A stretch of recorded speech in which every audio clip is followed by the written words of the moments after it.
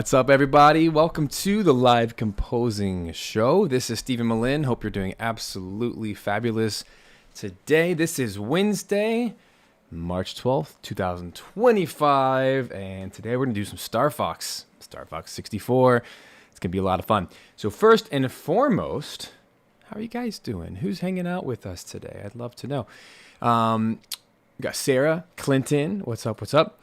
Something I wanted to kick this stream off with today, something very exciting that I've been working on behind the scenes amidst all the other crazy things I do in business. Because if you don't know, besides writing custom music for video games and films and doing things like music licensing, which is like music packs and products and that nature, I also do Video Game Music Alliance, which many of you are obviously a part of. And inside there is where I help to teach and to coach and to train video game composers to build a career. But there's also a third piece to the puzzle that I've always enjoyed and always loved being a part of. But when Video Game Music Alliance was really at its infancy 3 years ago, it just got kind of to a point where I had to take a pause on it so that I could really focus on getting the groundwork laid for Video Game Music Alliance. And now that things are really running smoothly, I don't have to be as involved. I'm still involved, but I'm not as involved because I'm not doing all the day-to-day grind of the admin stuff anymore. Thanks to Matt, who's here with us today. He does a lot of that work with Video Game Music Alliance. So now there's more time and space in my schedule to devote to my third love, which is creating sample libraries, and that's through Simple Samples Audio. And so this is not really meant to be a promo for that by any means, but for those of you interested, I thought I'd just take a few seconds to at least show you what in the world is going on and how things have changed. Over here, boom, simplesamples.co. That is the new URL, simplesamples.co. Basically, we're not like the other guys, meaning I'm all about simplicity. That's the most important thing to me when it comes to sample libraries. It's about having less features, not more. It's about having more heart and ultimately a small package, something, basically an instrument that works right out of the box. It should be inspiring. It should be fun to use. It should be affordable and be high quality. It should really excel at one thing.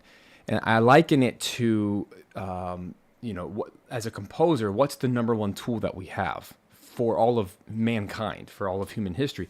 We've had the pen and paper, or the pencil and paper, the tablet, whatever. It's like a pencil is such a simple tool, and a paper is such a simple tool, but really the artistry is in our head, right? So we need tools that help us get out the ideas in the most natural way possible to sound as realistic as possible. So all that to say, I'm really excited to share that we back, baby, we back. And as of right now, at the moment, at the time of this recording, there are only 3 instruments up because we're actually going back and painstakingly updating all of the previous instruments. And there's quite a few that need updating to get them up to Context 7 standards, to get the GUI, the GUI, looking good, and to get really just everything feeling good. And the whole purpose here is we want to get them modernized. We want to get them ready to go, and also have a bunch of ideas of some new libraries to bring.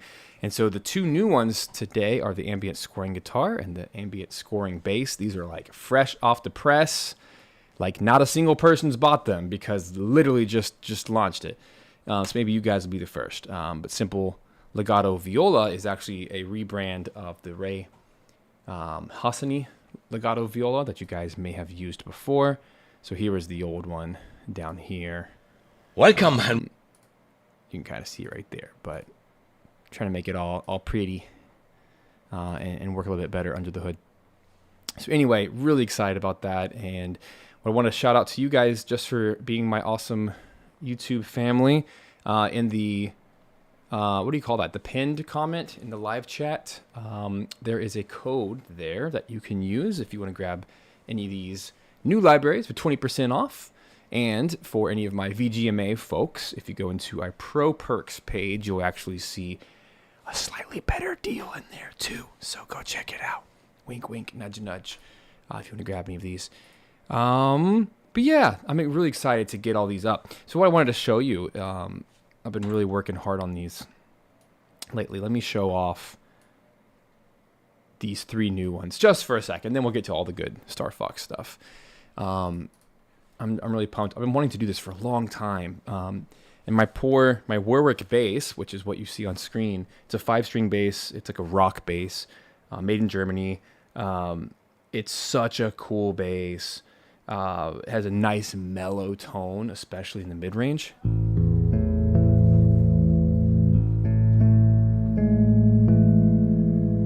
So it's like the perfect bass for scoring to picture for video games. It's not meant to, this context is not meant to be for rock music and metal, although you could use it for that. This is all finger picked.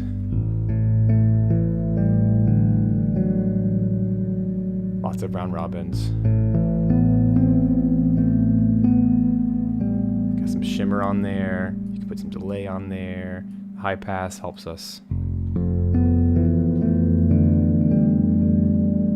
take off some of the low end. This could be used as a melody instrument.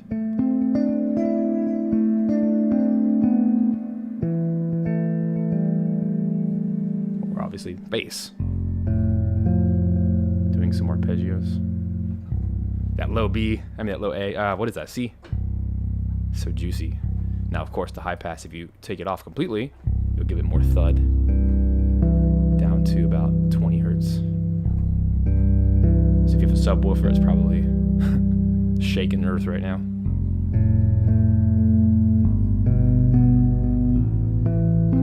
So mellow, I love it. It's so pretty. So I'm really excited to have that ready.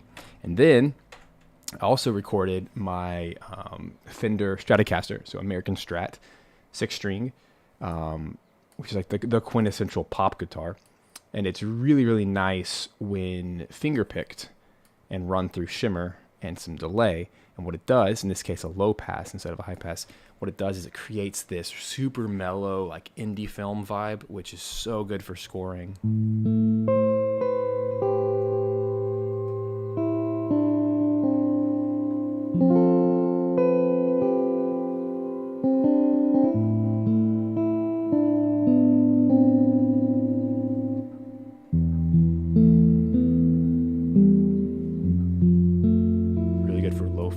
BGM too.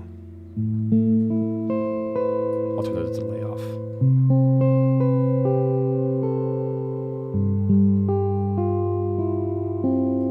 Also, multiple recordings, round robins. So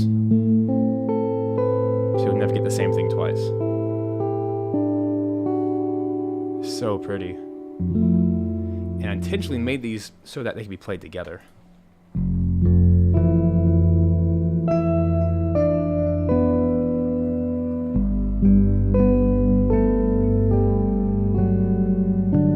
Bass and the guitar.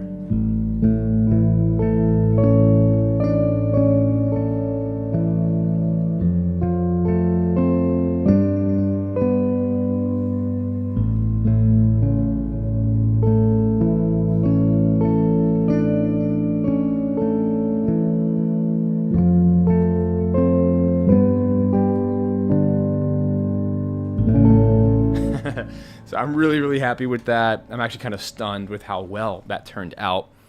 It's just the perfect sound that I like to use for scoring, and I'm just really happy to finally capture it. I'm not a great guitar player, so it really took a lot of discipline to record that, to record it well. But I'm really happy. I had to take a lot of takes. But I'm really happy with that. And then the last one, you guys have already probably seen this before. It's the legato viola.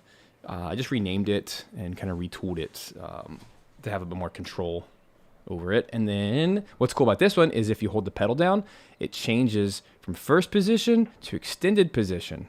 So what that means is the legato samples actually change because our player, Rhea Hassani, when she played her viola, when you play a string instrument, you have your first few fingers that you play. if it's a guitar, it'd be the first, fretboard, whatever, first position. But then what happens is you get a lot of open strings and it sounds very bright. But then if you move your fingers up and you play a higher note on a lower string, it's much more mellow, almost like an EQ, but it's natural.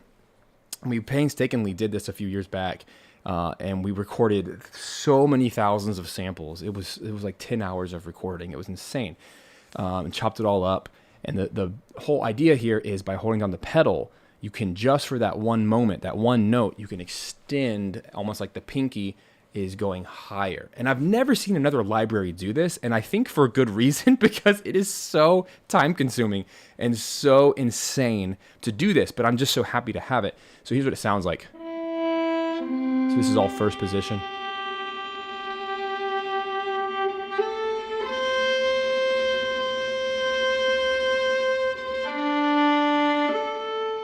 So we painstakingly did a legato between every note so that A to E sounds different than B to E.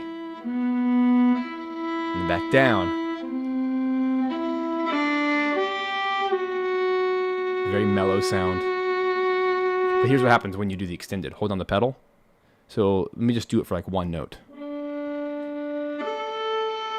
That A is actually darker than if I did it without it. It's subtle.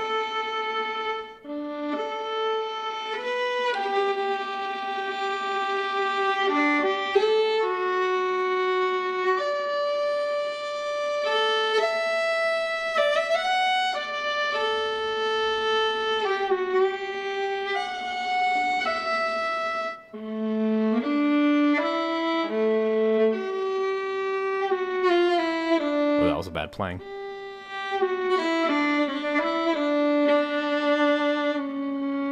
Anyway, it's my favorite viola ever, and I'm excited that it's finally repolished and up to speed. I'm really just pumped to get all these instruments back out. So, for the last time, look at the pinned comment here on YouTube right now, and you can go grab 20% off exclusive to YouTube.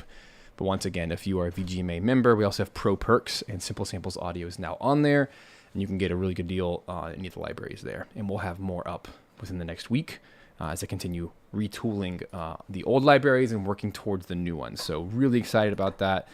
Anywho, let me just kind of disable those so I don't steal any space. And the cool thing is, we always try to keep the libraries as small of a footprint as possible, because it's really just focusing on one type of articulation or play style. Sometimes there's multiple in some of them, but the whole idea is to really keep it low so that it's easy to load, and it works great. So anyway, back to today. What are we doing today? Well, today, obviously, Star Fox 64. What's up? And somebody else said, hey. Hey, Digi. Welcome. Let's see. Today we're working on 2 tracks. Hello, camera. Really? One of these days I'll invest in a better camera, I promise. Until then, I'm going to use what I have. No one's yelled at me yet. It turns off randomly.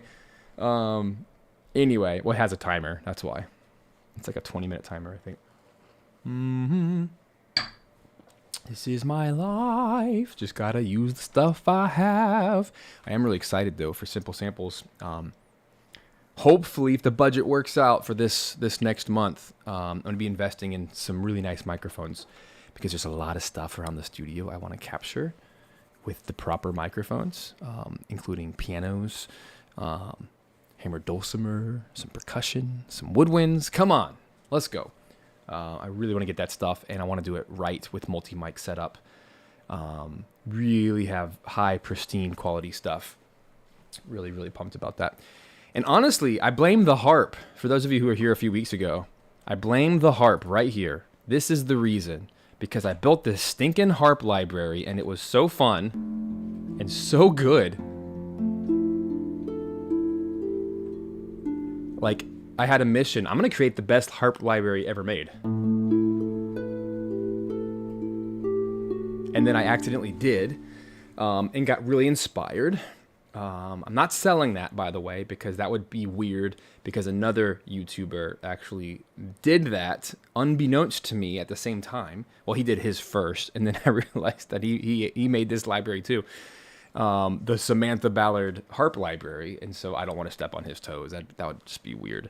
For now, I'll just kind of keep my own and whatever. But it just opened my eyes to this idea of, oh my gosh, I'm actually really good at this, and it's fun, and it can be profitable too, and help a bunch of other musicians have really good quality sample libraries without breaking the bank.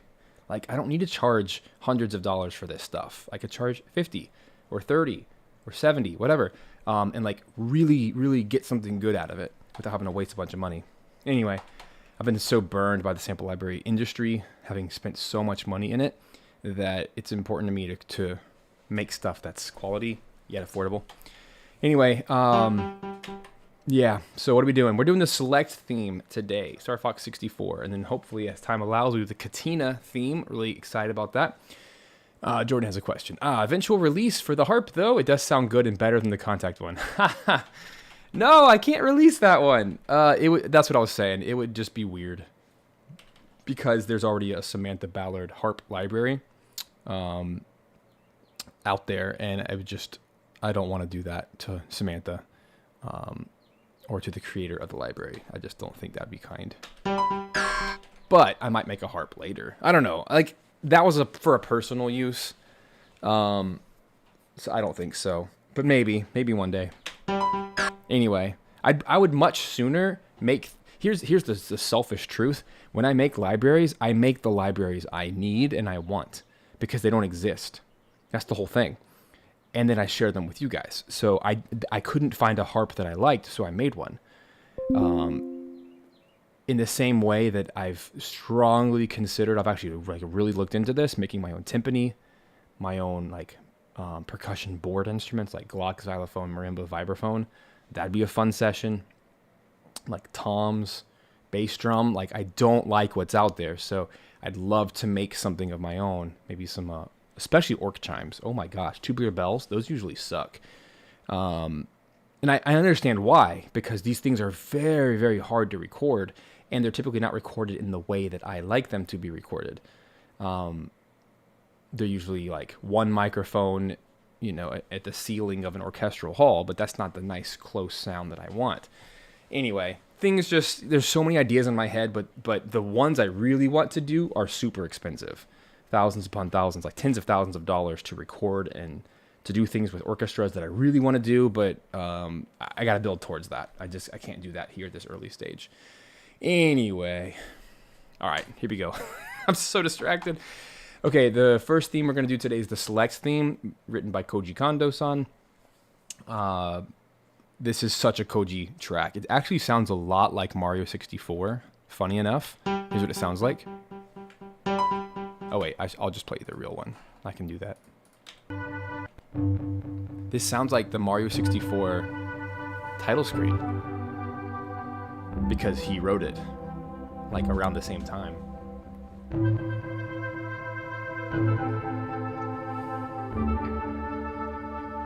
So it's all electronics, but to me it implies either woodwinds or strings.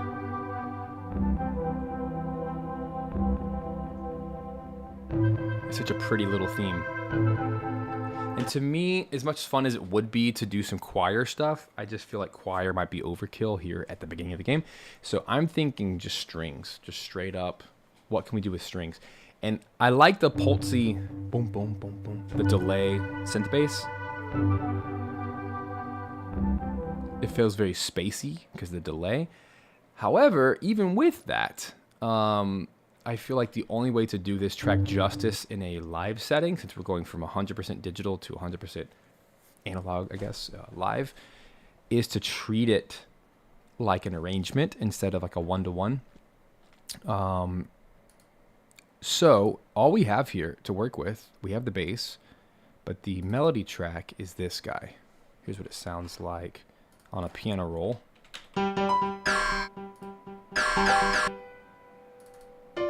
It's so simple, but that's what I love about Koji.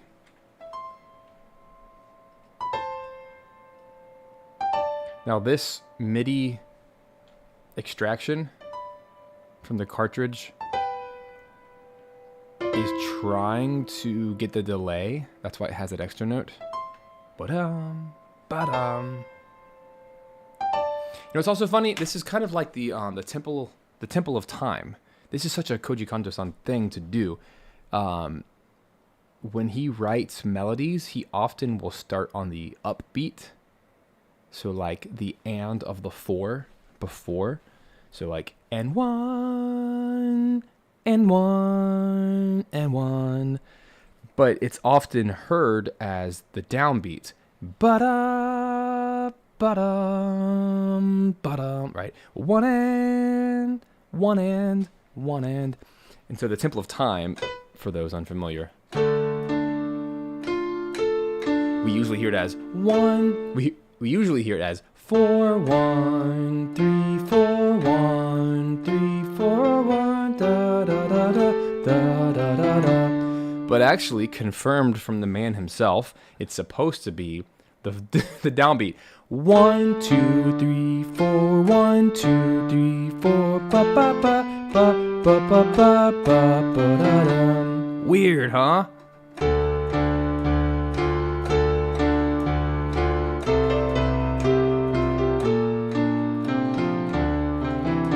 This is a similar kind of situation. It's just the way that he writes melodies. Sometimes it's very ambiguous about where it starts. So fun fact, this track is actually the upbeat. It's the opposite of the Temple of Time. It's actually, let's find the actual note. So it's, the original is, so, and one, ba-dum, ba-dum.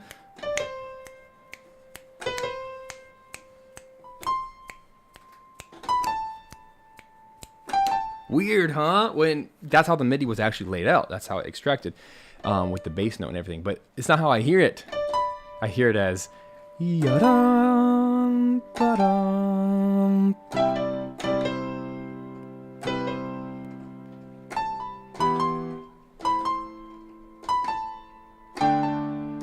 So I'm gonna do it my way. I mean, ultimately, it wouldn't matter. Wherever you place the beat, because it's the same music.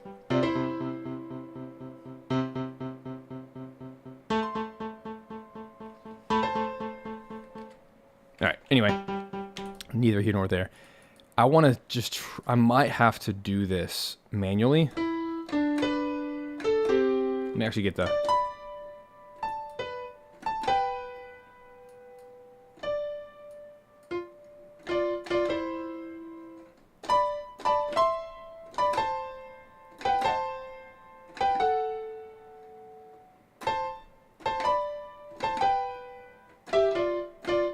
So they're all sixths. So if you can see my hand here, you can actually see. So it's all a G. So G major and C major. And then A minor. Then D major. It actually goes up.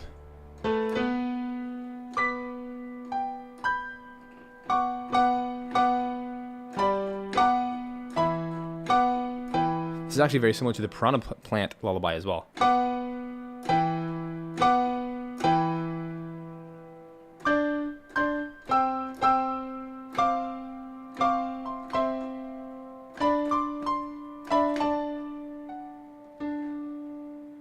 Alright, that's more or less how it goes. So, that's kind of where we're at, is we just need to arrange it. Let's get the right tempo. So it's right at 120, naturally. Such a typical tempo. I'm really just thinking we keep this simple. I want to see what it sounds like.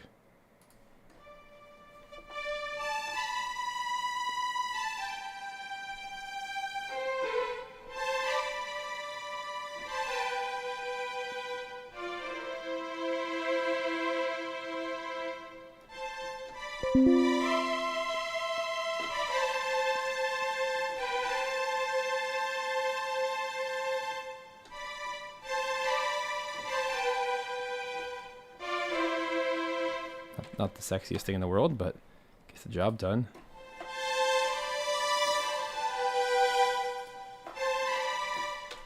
All right, 1, 2, 3, 4. Oh, the intro is just bum bum bum bum bum bum bum.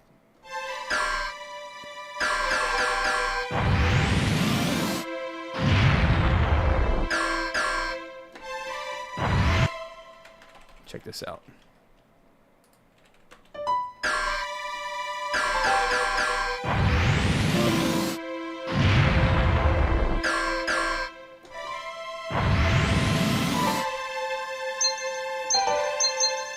Ooh, what's that?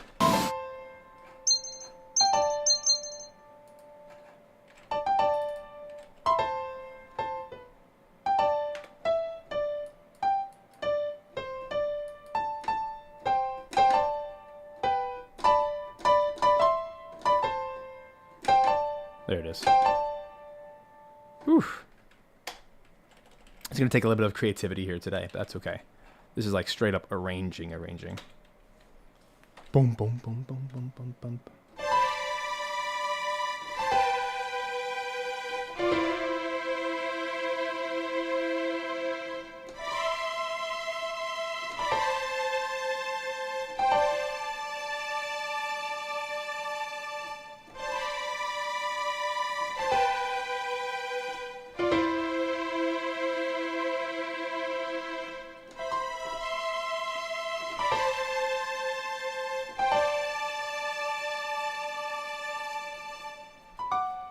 Alright, let's go ahead and get that next part in. Na-da, na-da.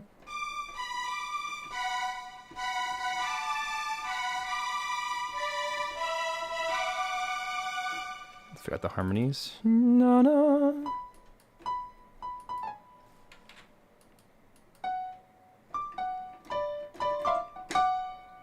I'm kind of making up half these notes.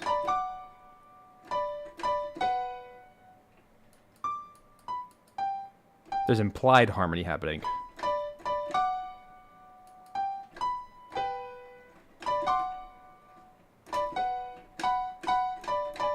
That's tough.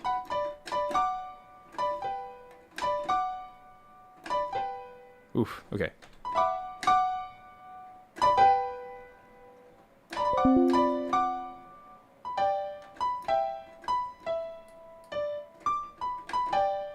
What a master of harmony, seriously. He's like John Williams.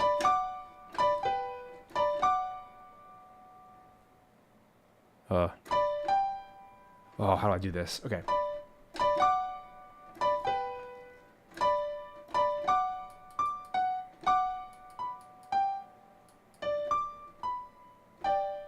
Okay, so it's a D. Okay.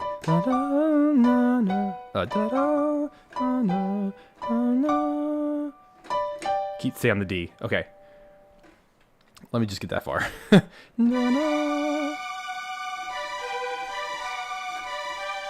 it. Oof.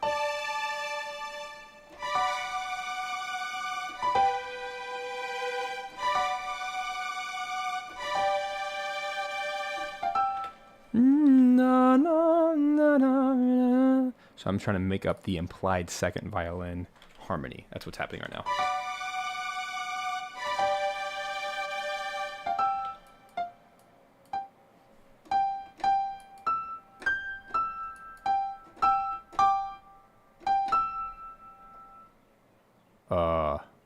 Yikes.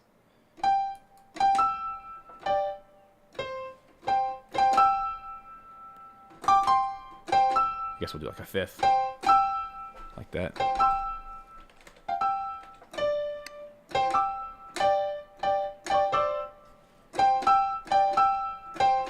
Yep.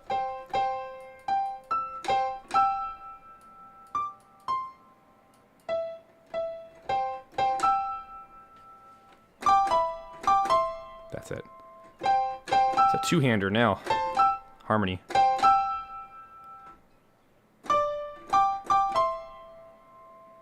Oof. I have to just do those two notes.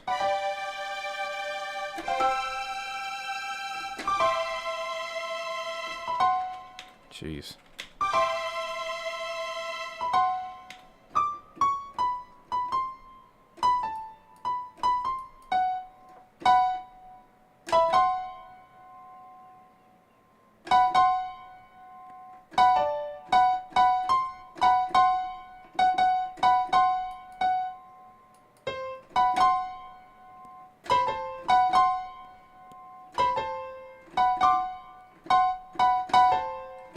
That's it. That's a tritone. I don't think it's good harmony. I know you guys are probably not following along, but I'm trying to fill in the notes with the implied harmony. But doing a tritone planing like that does not sound very good. So I'm gonna do the double F sharp.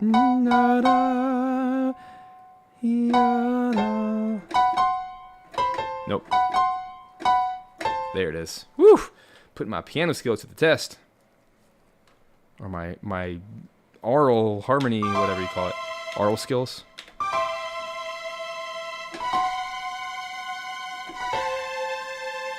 I got it. Got it. Shoo. That was not what I was expecting to do today. But that's fun. Actually, I had a chat with... I'll talk about this for a second. I had a chat last week. I got to do some teaching at my alma mater over in Kennesaw. Root woot. Kennesaw, Georgia. Anybody listening in? Kennesaw State? Woohoo. Got to do some masterclass teaching. I was brought in as a guest to talk about video game music business and kind of how to make it as a living and that kind of stuff. And one of the things I talked about for just a moment was all the things that I learned at school did not seem important at the time. All the things like music theory and aural skills and music notation and these types of things that are pretty boring to learn at first. But I was sharing some stories about how critical it's actually been that those skills, they didn't immediately pay off. But now, as a professional in my career, even like right now, the fact that I could just kind of figure out those harmonies, that it doesn't just naturally happen. Yes, I have a good ear naturally, but I've worked on it. And being able to like find the invisible notes in the chord that were not originally written and put them in the correct instrument, like that's a tough skill if you've never done it before. For those of you maybe early on in orchestration and arranging, that does not come supernaturally. So that is something you really have to work on. But look how beautiful those chords are. That looks really good. So let's go ahead and kind of mutate this a little bit. I'm going to make these all perfect so that I can make them not perfect. This is the bulk of this track, is really nailing the strings. Oh, these are going to be 16th notes. My bad. Let's do that. That's the secret to this track, is making sure they're snappy.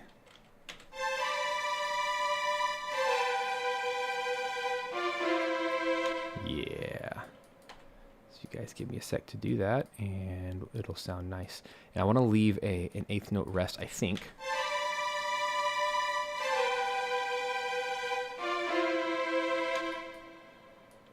Maybe just on the last of the phrase, where it goes down. 2, 3, 4. 1, 2, 3. Off. That sounds more natural for like breathing. So let's do that.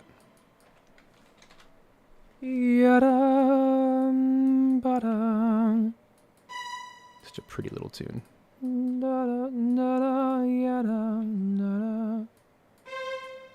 Gotta be careful with this double right here. I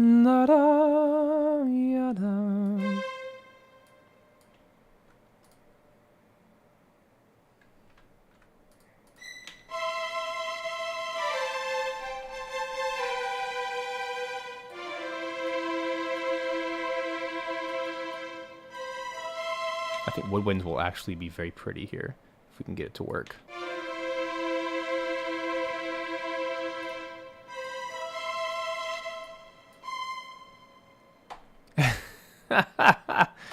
What a great article you found, Clinton. That's hilarious. Yeah, so tritone is like, it's an augmented fourth. It's also the coin sound. That's why it's so jarring. The coin sound in Mario. It's a tritone. Tritones are usually associated with evil, bad guys, not used in pretty music because it's in classical music, the perfect fourth, also known as the fourth, is really where there's the most sonorous sounds in instruments in music. When they're playing perfectly at tune, it actually kind of rings and has overtones, and it's really pretty.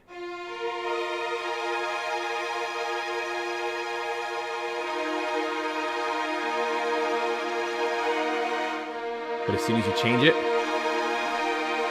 to like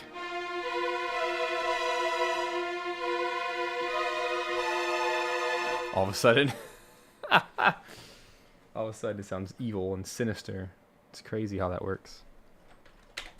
Like the universe is made to be a perfect fourth in most cases. If you just take a look at like the sound of running water and waterfalls and rivers and the hum of the earth, it's usually a perfect fourth. Maybe a perfect fifth. I haven't studied that very much, but that's the kind of stuff I've heard. Be interesting to look into.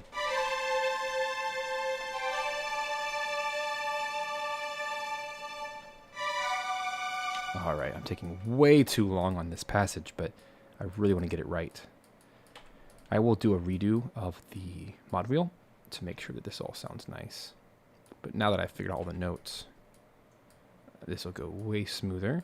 I don't have to borrow from the MIDI at all, which is nice. Ta-da! I'm wondering here if I should make them shorter.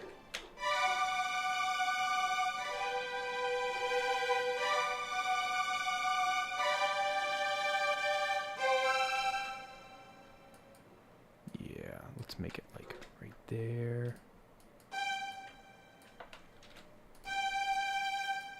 Yeah, this has a very classical style to it. I think his reference tracks were probably Star Wars, Gustav Holst, The Planets, just like Star Wars, maybe Star Trek, some old Goldsmith stuff. You can hear the references, and they're all very classical. Maybe Stravinsky.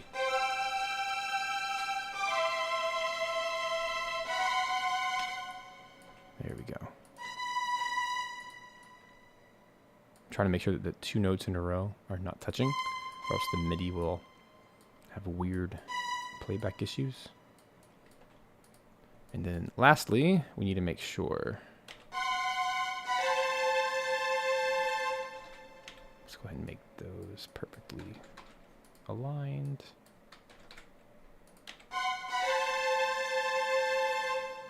Cool. Now, last of all, I'm going to make everything legato by extending.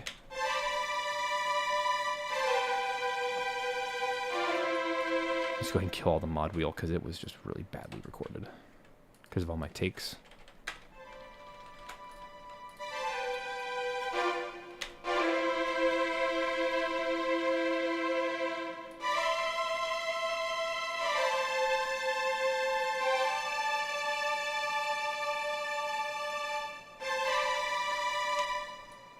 Still just got to edit this stuff. Jeez.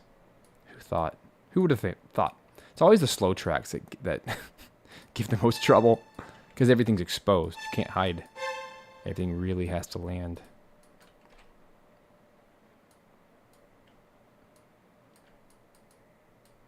There we go. We're getting it though. One note at a time.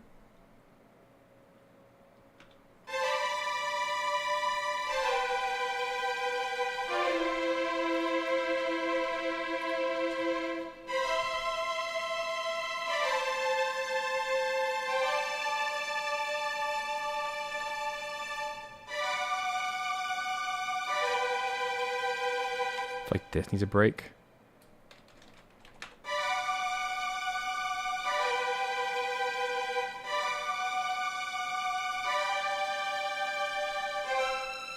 There, see?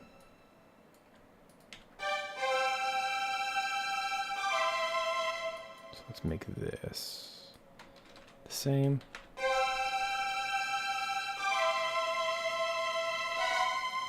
There. Did it again. Cut out because it didn't know what to do with the two notes too close together. Like that.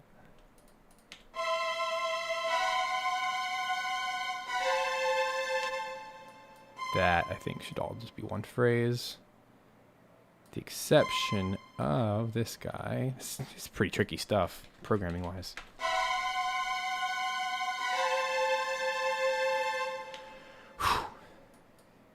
Okay, that was a lot.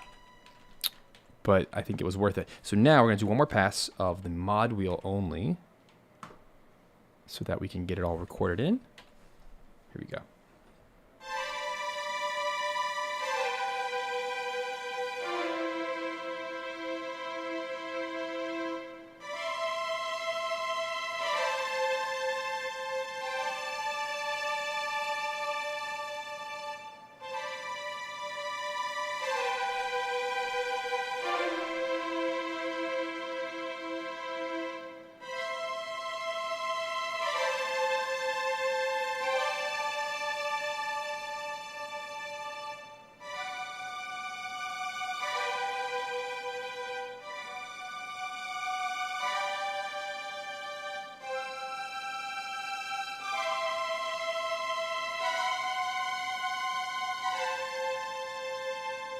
Okay. That looks and feels good. Now, I'm going to take that exact same passage. We're going to pop that into, I'm thinking just, honestly, we should do all of them. Flutes, oboes, and clarinets.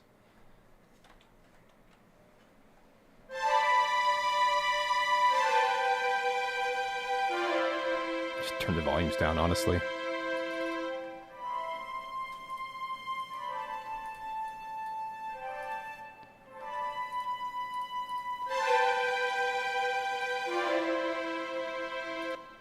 Do this.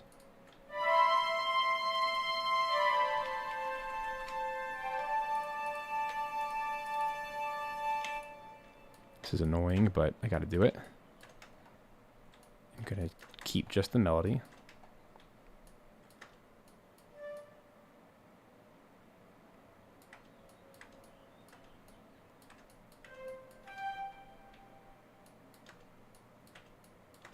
I think I kept it all right. Da-da, ba-da, ba-da, ba-da, ba-da, ba-da. Okay, so that's the melody. And then let's take away... Sorry. Let's take away... Let's just keep the bottom. Again, details that matter. This will allow us to split these parts.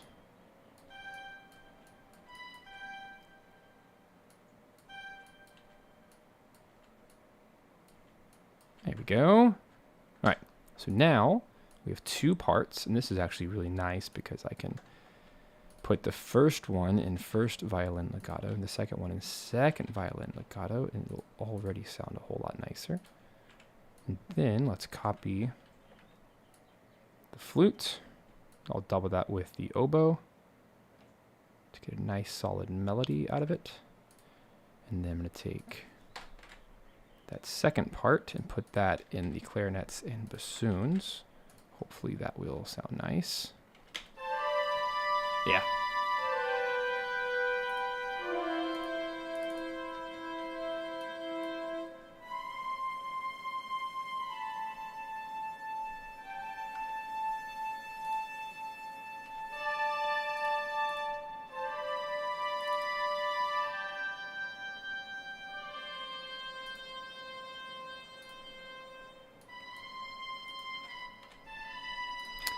All right, so for the oboe, that mod wheel is way too high.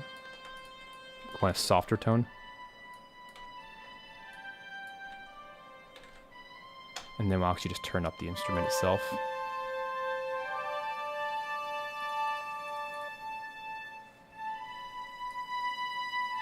There it goes. That's nice.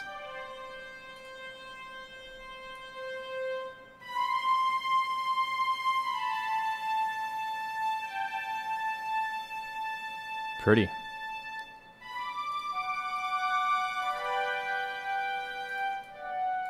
Gorgeous.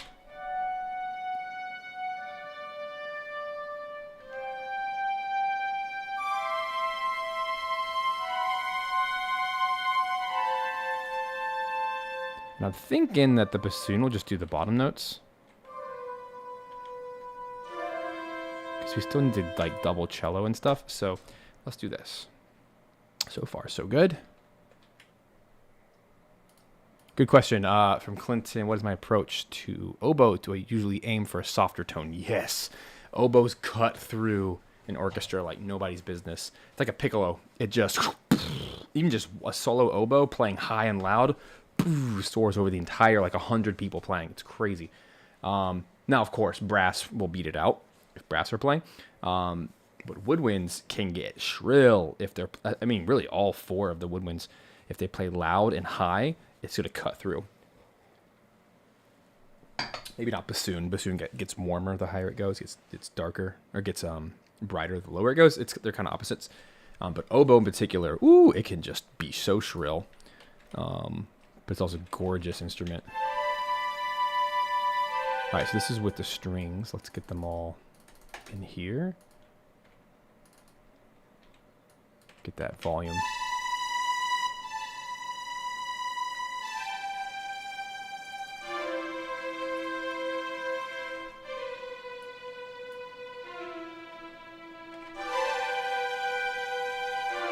That's nice. There it is. That helps to round out the strings anyway.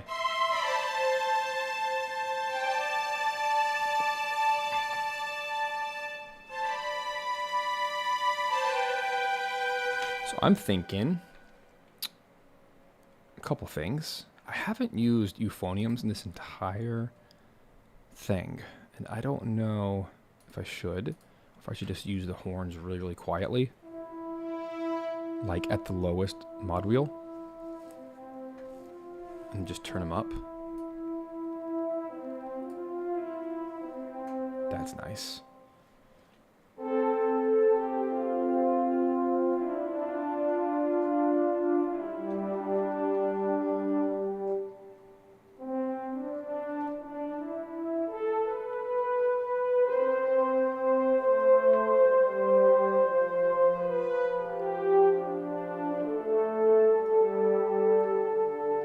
Tell you what, one of the number one things I want to record for myself are my own French horns. These are nice. But every time I record my own horns in real life, it sounds so different than the sample instruments. And I want to capture what it actually sounds like. It might just be my recording space, my musicians, I don't know, but just so different. All right, we got to get this bass in there. No. I'm just gonna leave it in there. No.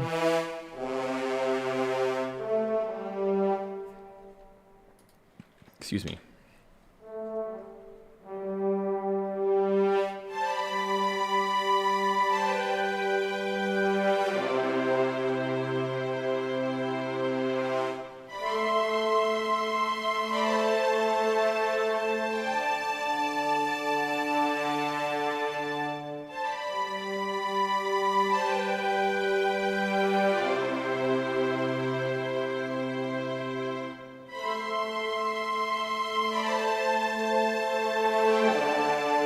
That sounds nice.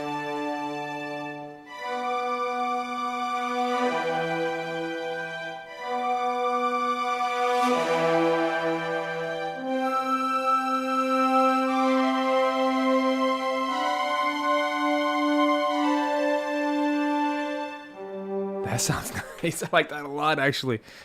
I'm going to just record again, but I'm going to leave the bass on so I can hear it better.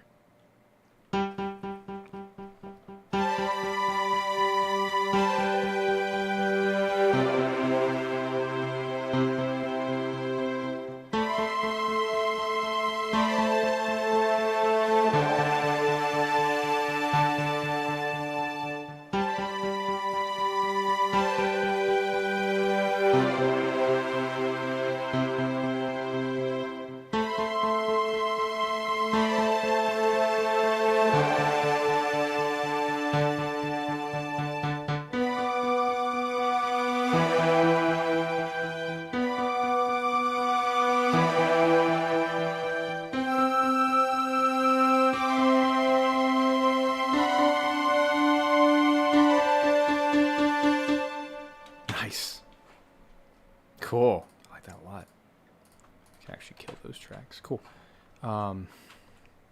So maybe now.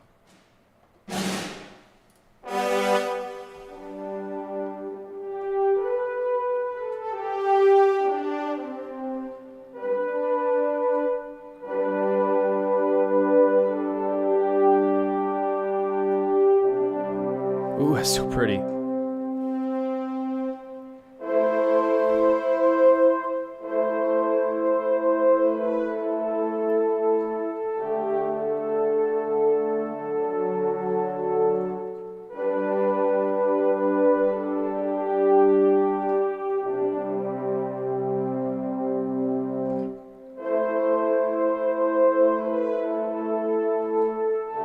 That's perfect. I like that.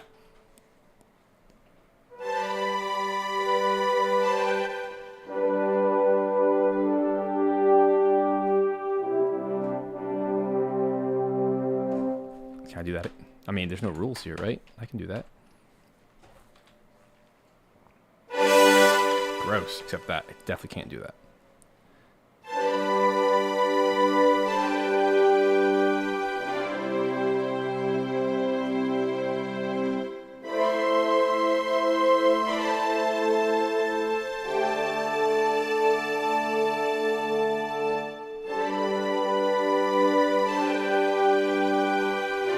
That adds such regal.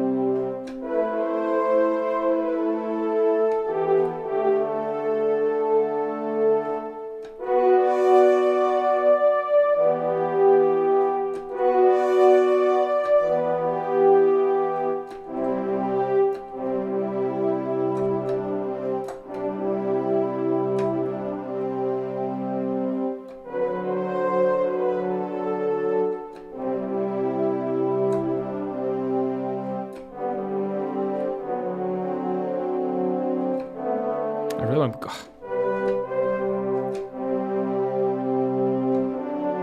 So I'm wondering if trumpet will be the better.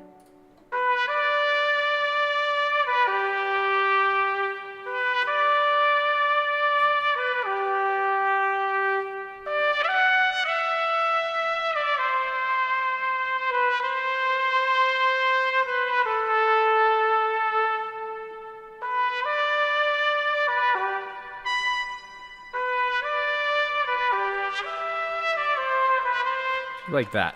I'm just experimenting here.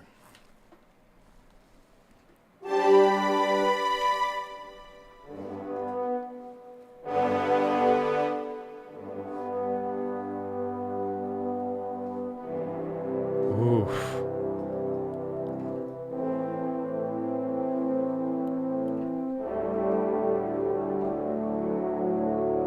So gorgeous.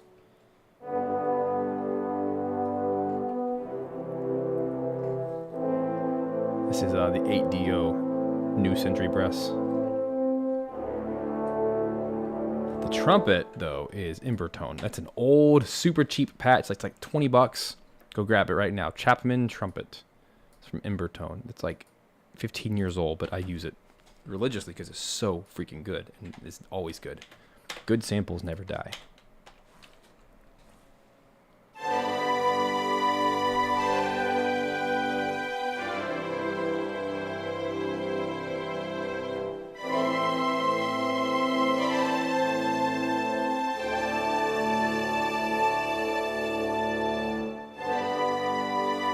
I'll do a mod wheel on this later.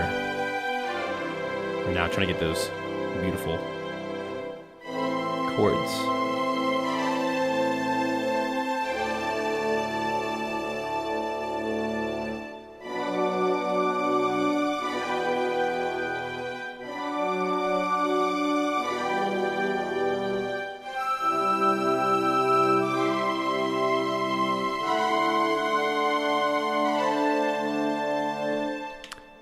Does not need to be over the top. But here's what I want to do. Make sure these are all like 100%. Fill it out. See you, Sarah.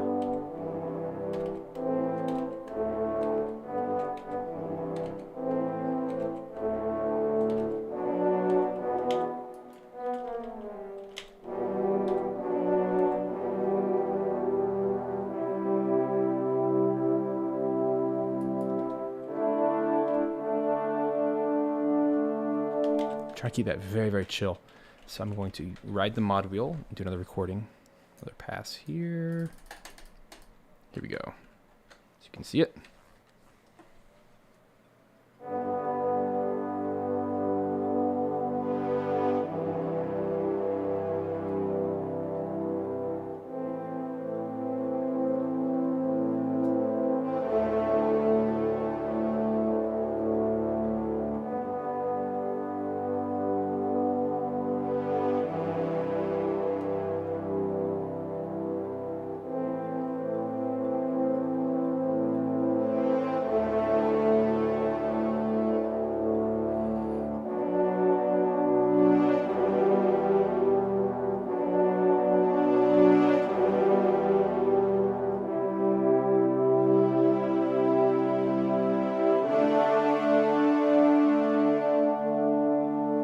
All right, I liked all of that except for every time I got slightly too high, the timbre changed. So I'm going to just bring everything down so that we never have that problem. And just turn up the volume.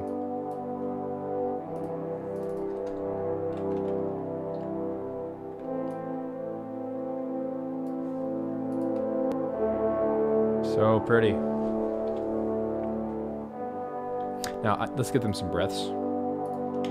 Chance to breathe. The end of each phrase. 1, 2, 3, 4. So at the end of all 4, they need a little breath, like here. Yep.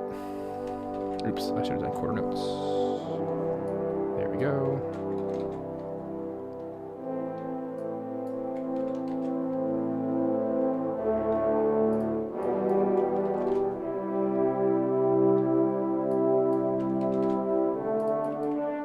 I'll give them all a breath right here as well, especially in the woodwinds and strings as well. Even though they don't breathe, we want everything to match because this is the loop point here. So let's go back into the woodwinds. Really, woodwinds and strings. Let's make sure all of these end 1 beat early. Right there.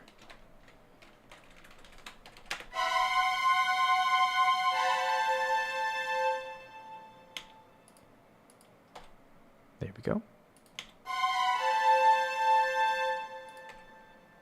Ah. Solved it. Alrighty.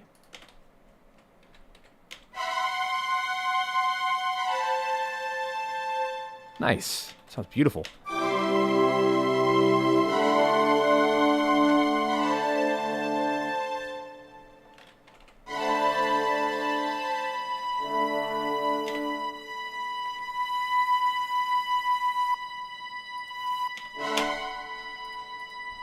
What the heck?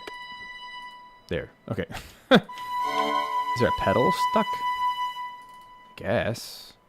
Shouldn't have pedals. Okay. There it is. Beautiful. Coming along nicely.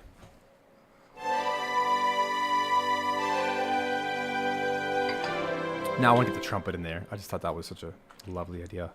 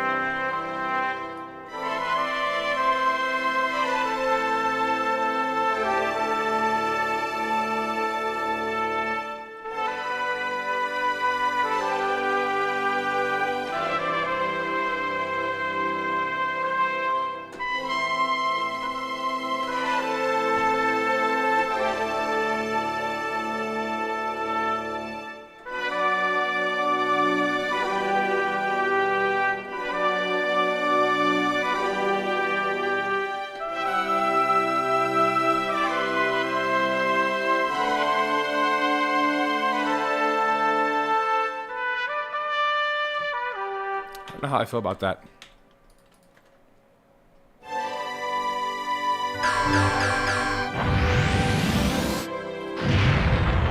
Here's what I need. I've like woefully not used the lower half of the orchestra. It's all high stuff right now. So let's fill this out a little bit more, and I think it'll work without all that. Firstly, let's get our cellos and bass.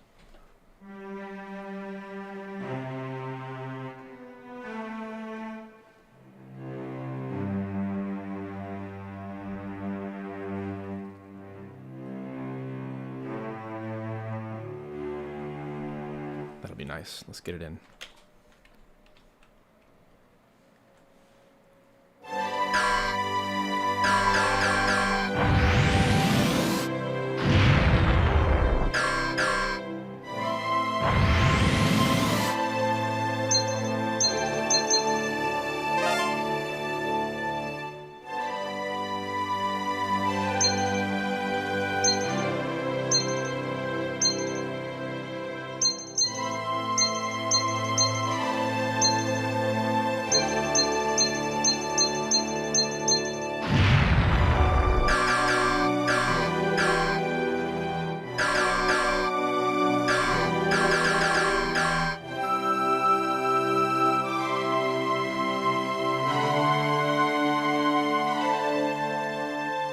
Woof. I felt that. That's just so pretty, so emotional. So let's do this. We're going to do 100%. Everything's on. Then we're going to make them legato by making them all connect like that. Pretty, pretty, pretty.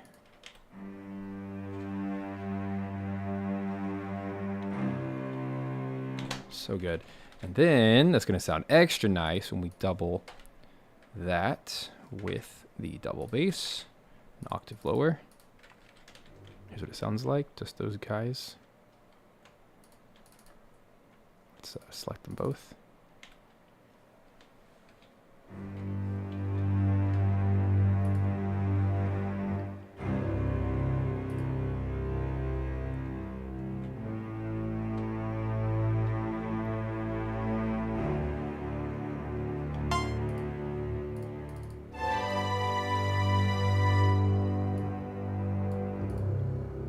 Too harsh on the mod wheel, just a little bit.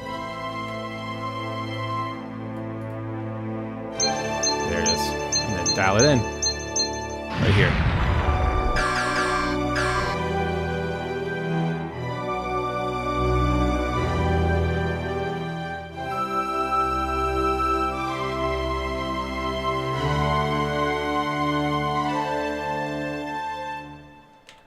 And then it'll loop back to.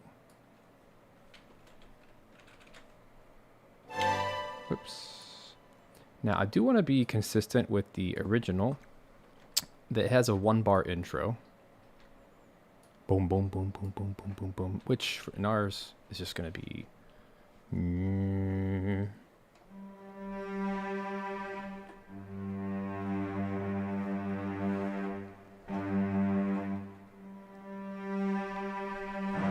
I just want to do like a swell. That way it's a nice welcome main theme.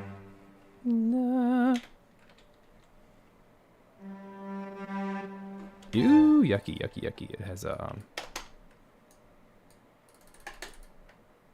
there we go.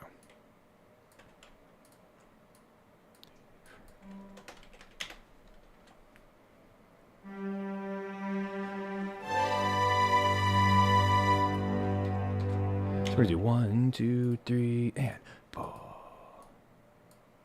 Yeah. Nice.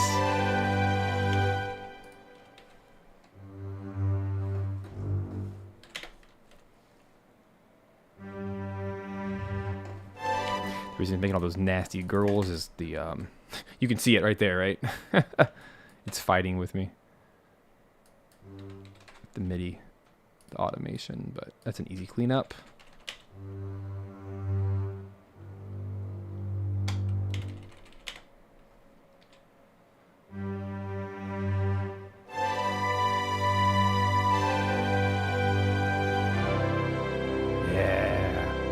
earthiness.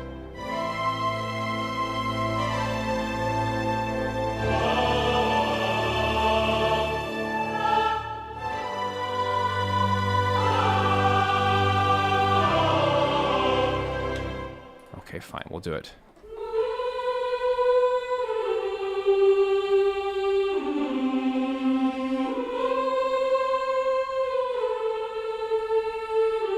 Ah, it's so good.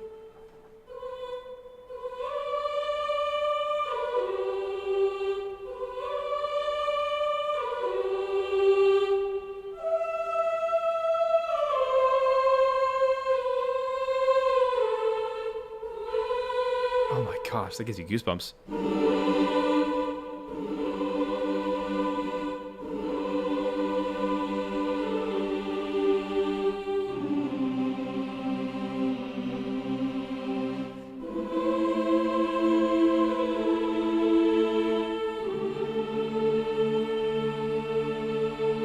Literally goosebumps right now. Oof.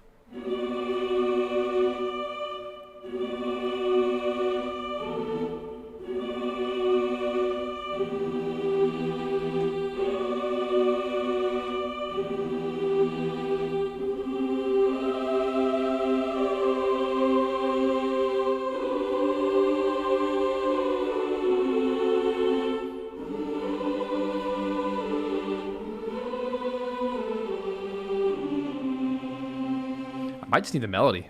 Whew. This is one of those melodies that's just like, gets me every time.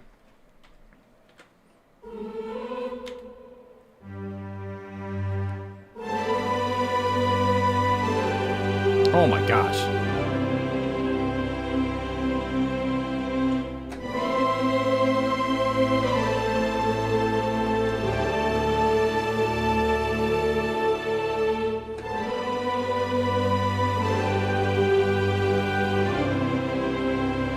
Come on.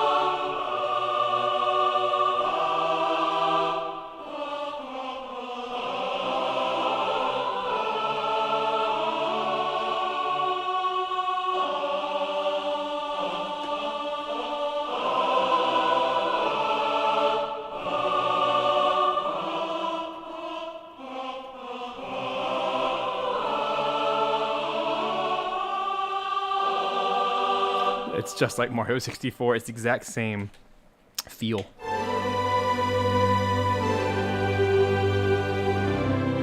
Dang it, that choir is just freaking gorgeous. It just makes it. I really don't want to clean all these up, but I have to.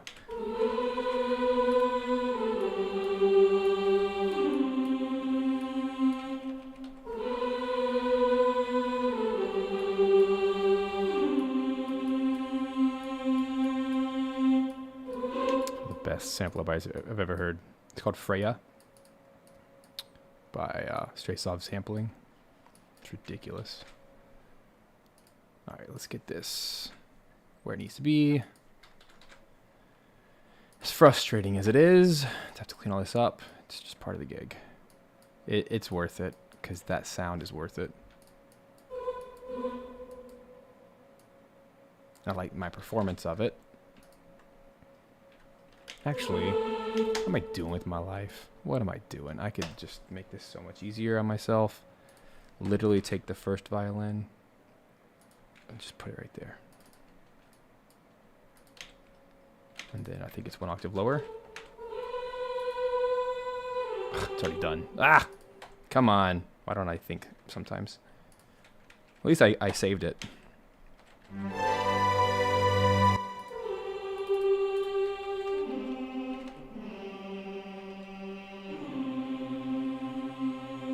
There it is. Oof.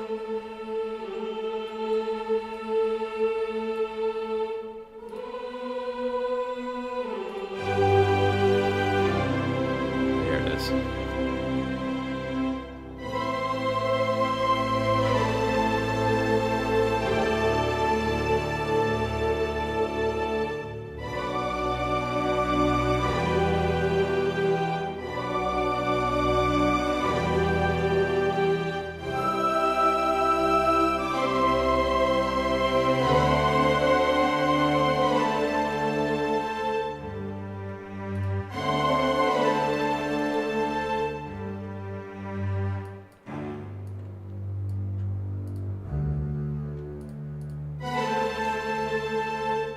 Okay, so I need to move the low strings here at the end to be in line with the others, so everything comes off at the same time.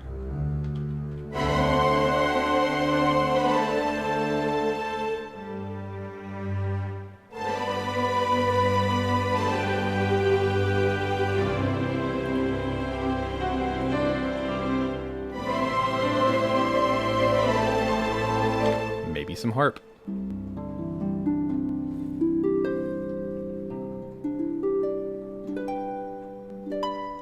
Oof. A good melody works in every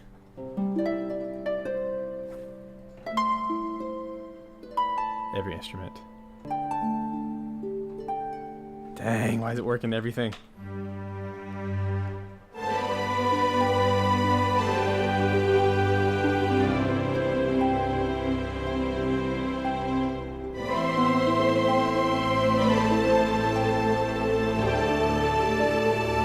Activate stank face. That, oh my gosh, that makes it.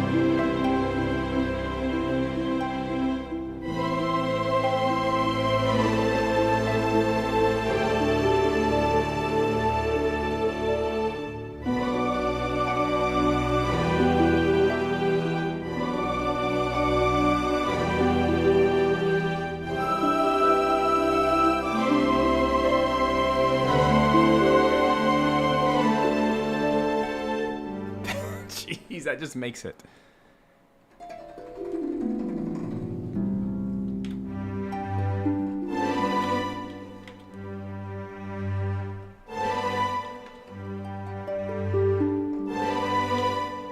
I need some kind of... I mean, honestly, that's what this is for.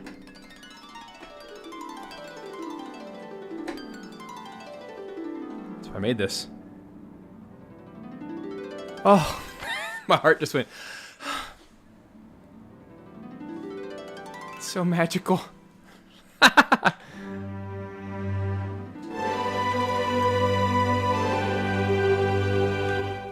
else we got in here? So freaking pretty.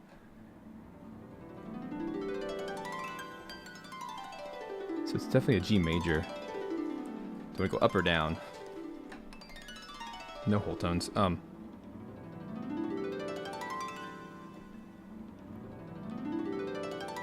think that's what I'm gonna do.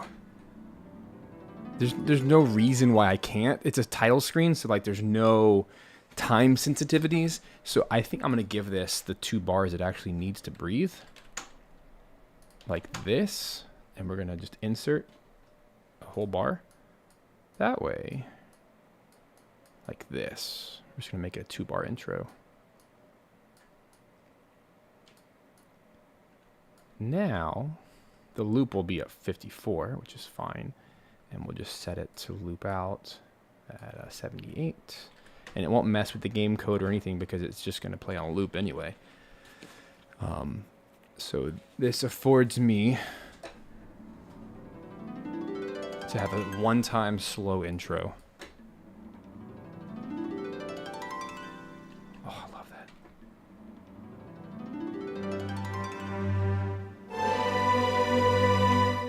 So good. Let's get it all cleaned up. I love that comment. Jordan. Star Fox will never get played past the title screen. I mean, seriously, how long did we listen to the Mario 64 screen growing up? A whole lot more than I should. Alright, so there it is. Let's make it all pretty and large, and I just need to crank the volume a lot on that patch.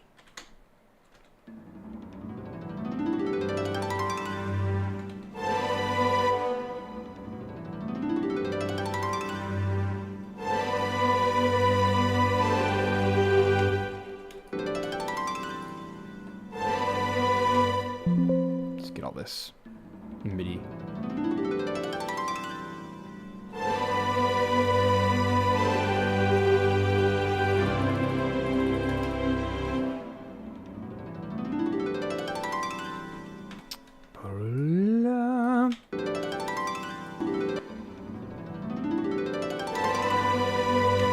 Let's go.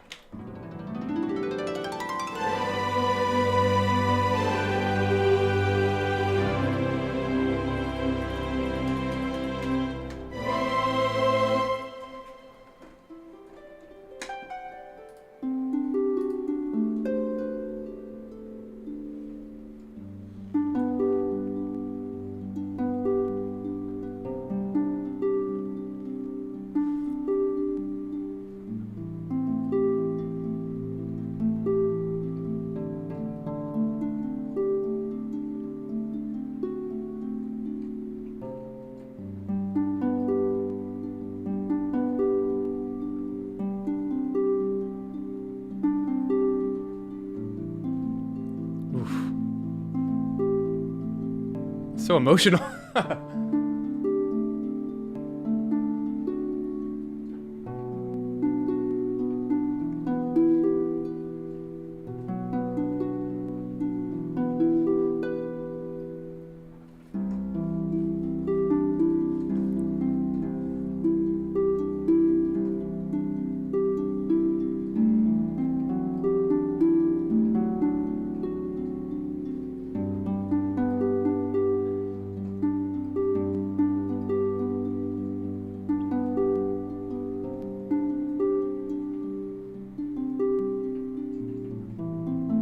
That's what I want to do. All right, here we go.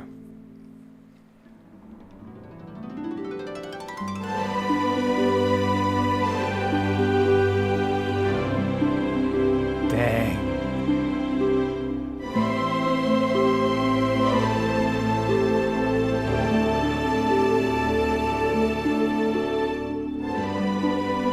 I do have to play the click though, or else it won't be in time.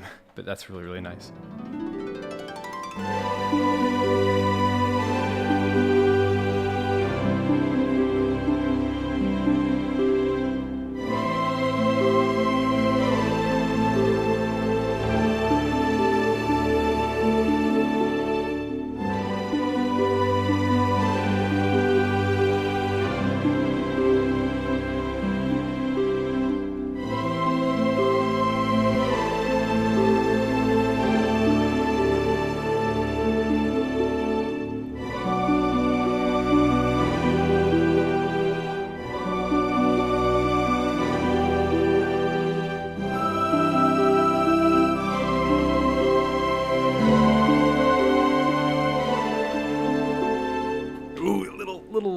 Retardando at the end there. Bum, bum, bum.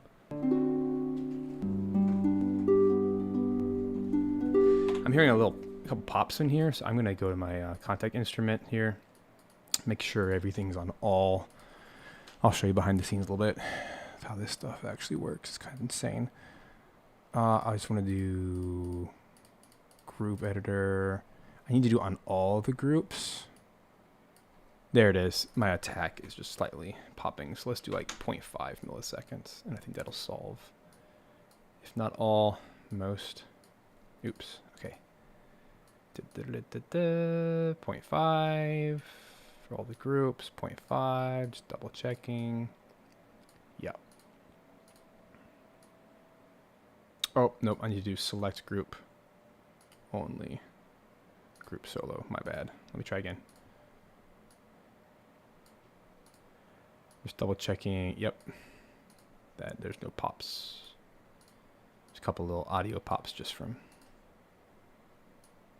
doing it. All right. So let me turn all that off. Edit all groups. Turn my script back on for round robin.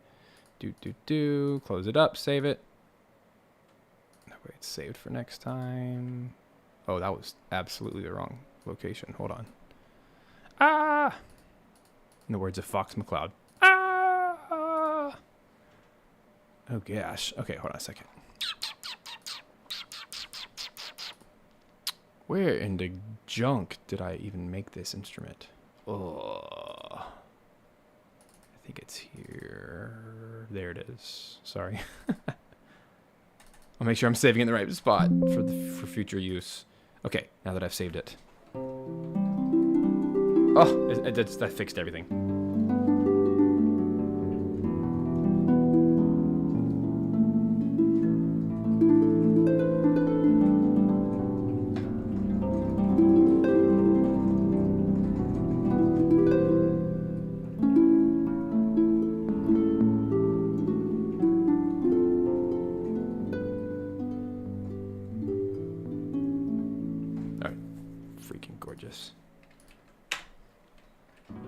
So for my own sake, I'm going to bounce that to audio because I liked how it was not perfectly on time. And then we're going to just mess with that only. Get exactly where we want it with audio levels and everything. Oh, we've arrived. This sounds like heaven.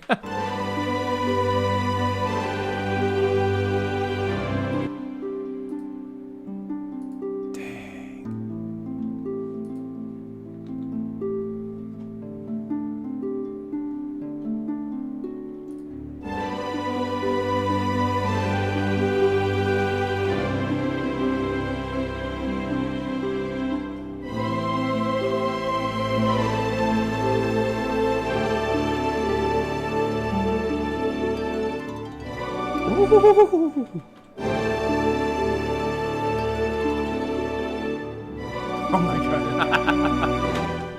Now we're just milking it.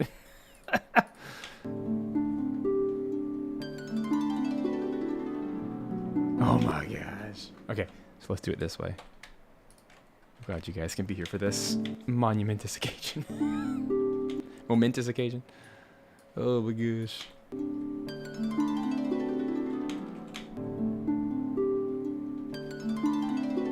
Wait, what did you say? I wouldn't be mad if it sounded like that. Ha!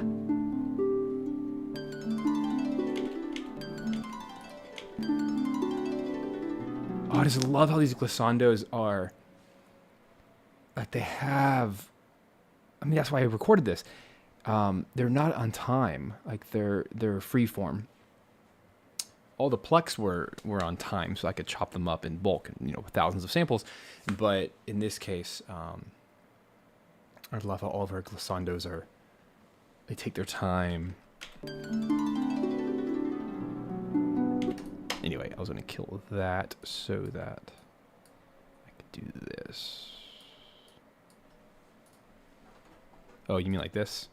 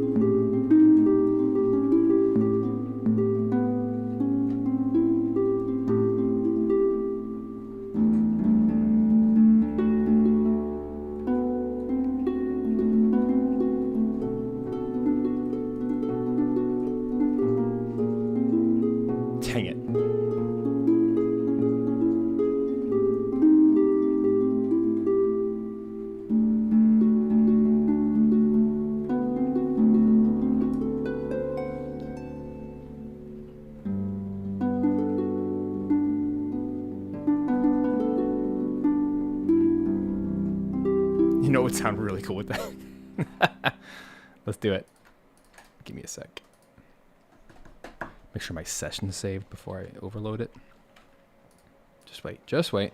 Just wait. Just it's worth it. Just ready? I'm trying to hide what I'm doing so that you can't see it.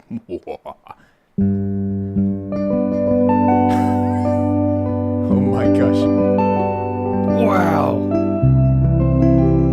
Why does that sound so good?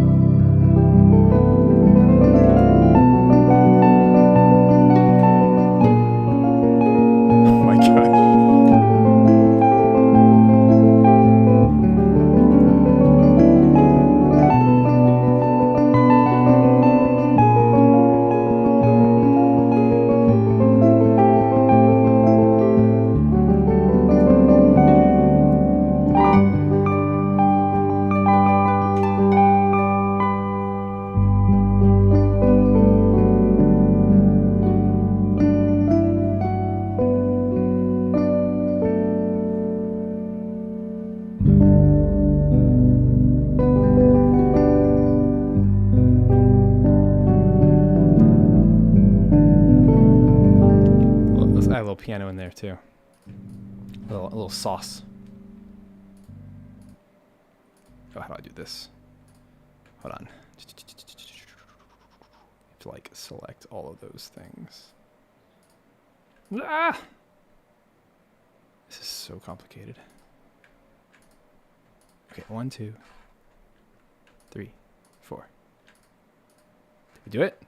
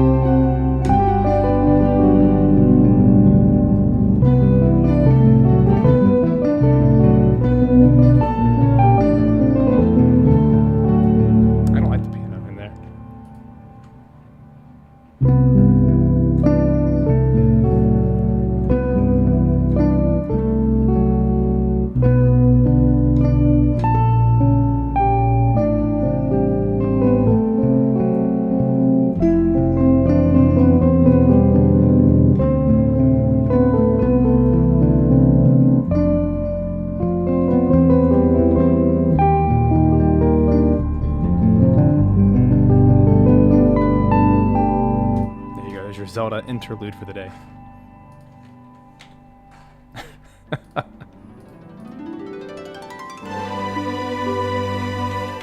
It's so good.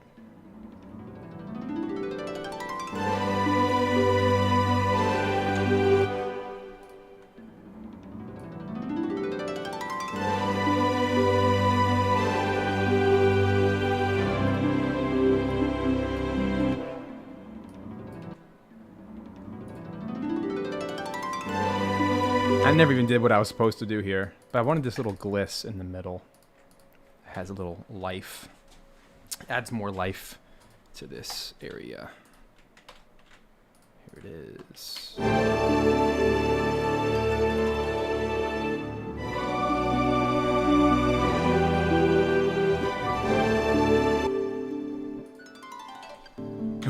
What's up, Sarah? Welcome back. Just in the middle of all the good stuff.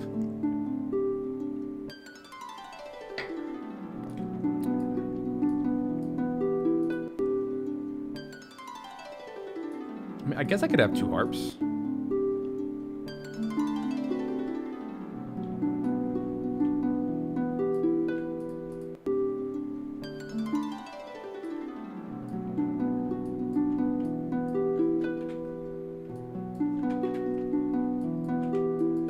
It's making my harp sound even better somehow. Ah, I'm so happy with it. If you guys don't have the sample library you want and like need in your music, go make one. Or hire me and I'll make it for you.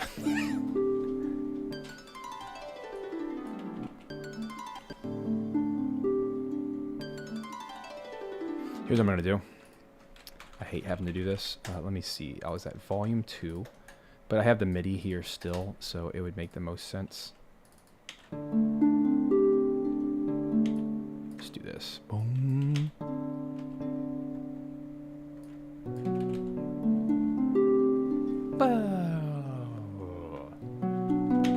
Excuse me, that makes a whole lot more sense. Let's do it that way. This is the beauty of working with audio. You just do anything. It's so great. Now that is what a real harp player can do. That's so nice. Because literally what she's doing this, like pluck, boom. It's just a two-hand action this way. It's so much more realistic.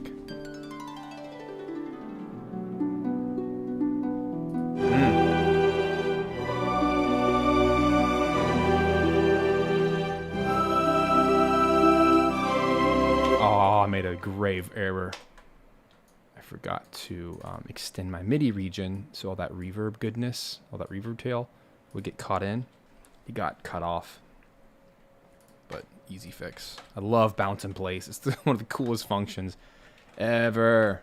In Nuendo, it's called render in place instead of bounce in place. That's a Logic term. And this is like horrifically missing from Pro Tools. Pro Tools, you can convert anything into an audio file, but then you have to like find it in the clip list and then drag it in. It's just several extra steps, but I love this about Cubase and Nuendo that you just hit a button and then it creates its own track. Oh, it's so nice.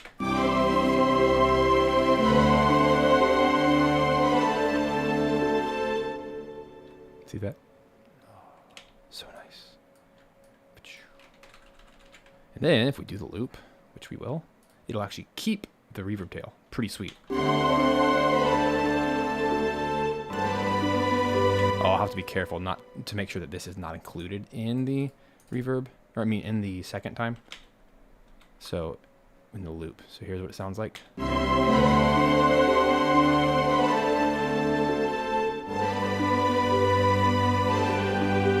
I'm actually going to give this a tiny bit more space. I'm going to give it one whole extra beat. And we're going to call this a 5/4 bar, like this, 5/4.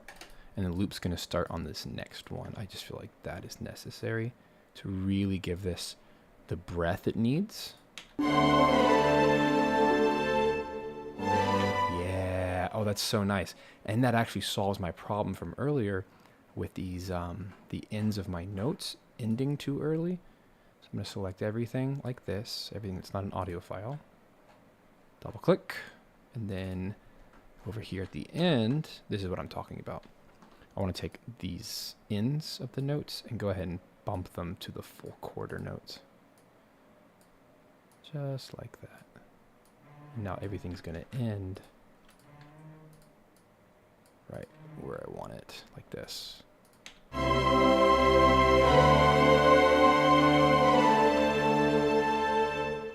Ah, that's so nice. Yes, that's what I wanted.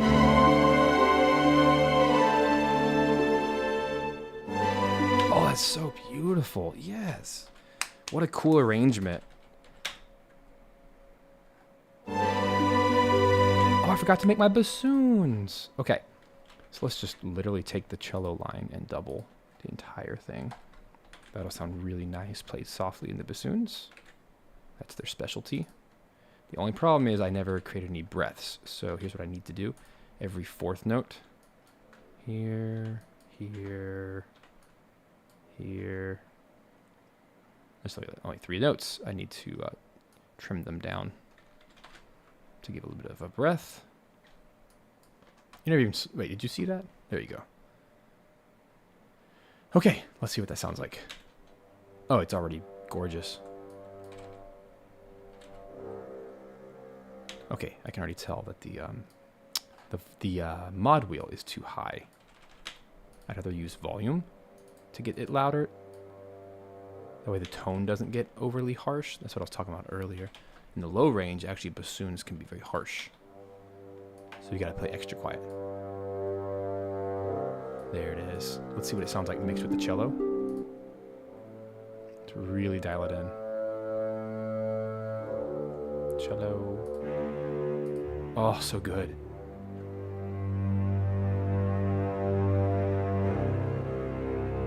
I still think the cello and bass is...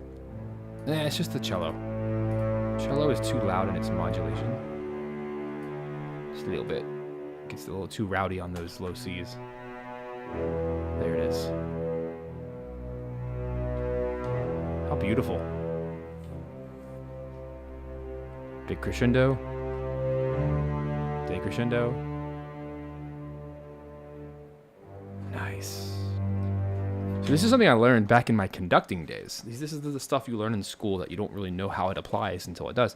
So this is a really cool tip I learned in conducting, that especially when recording in a live environment where a ritardando is really hard to follow on your first take, right? Even if you have rit in your score, all the musicians, they'll be looking up at you as the conductor. But unless you're crazy exaggerating the beat change, they're not all going to follow you perfectly the first time. So a trick that I was taught is to just simply extend your measure by 1 beat if you want to rit, or by 2 beats. So a 4/4 bar becomes a 5/4 or a 6/4. That way the click gets to keep going. And then what you can do is in post, once you've recorded it, you just chop off whatever time you don't need, and you can make your own loop sound perfect. This is one of those ways to save thousands of dollars, because in the middle of a session, you don't have the time to redo it 3, 4, 5, 6, 7, 8 times to get that rit just perfect. So instead, you're kind of programming in the rit or the rallentando, whatever, by just adding more time. So that's what I did here. And it sounds very nice to basically just let them finish out their 4/4 bar here, but then we're just giving you an extra beat to breathe to get back into the loop. 1, 2, 3, 4, 5, boom. And then everything loops perfectly. I love it.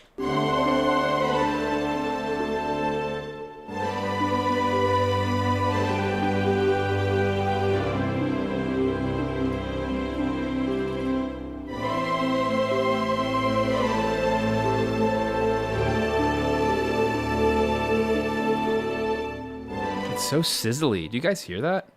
Like in a good way. And there's no EQ on this. That's just good orchestration. That's actually the timbre of the oboe.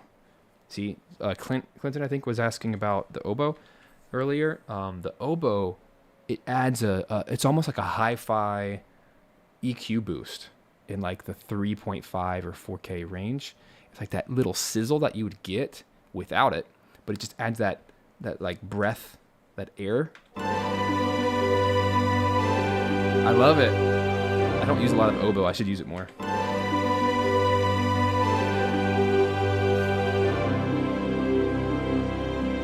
Breath.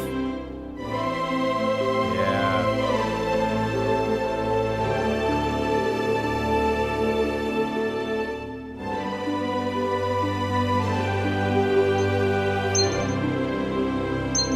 It feels so good.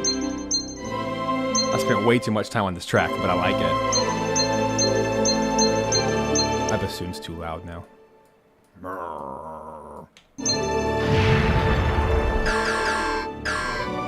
Ooh, I like that.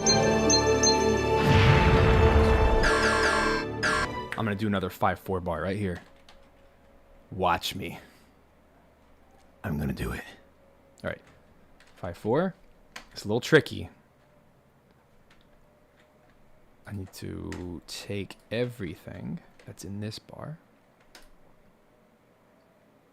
Basically just bump it over by 1. That's all I have to do? Easy. And then take this. Let's just like merge it. Like this. Mergey, mergey, mergey, merge. I think that's going to give me what I want, which is, again, it's like a tempo change. But it's, done through. But what's that going to do? Oh, no, that's actually perfect. Oh, that works so well. Yeah. Now all I have to do is take my glissando. Remember this? The harp? Oh, what a good idea. Just bump it one beat back. Ah. Yes.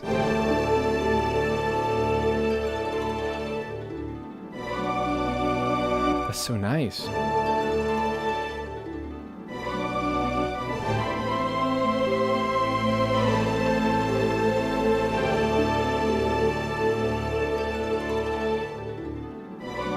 my gosh, that's so pretty.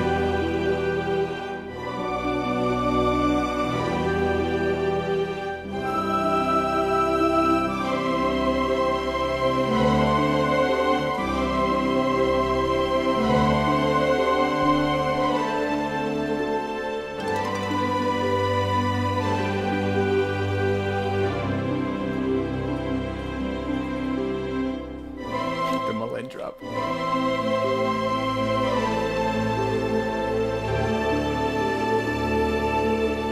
I'm gonna turn down my strings actually, just a little bit.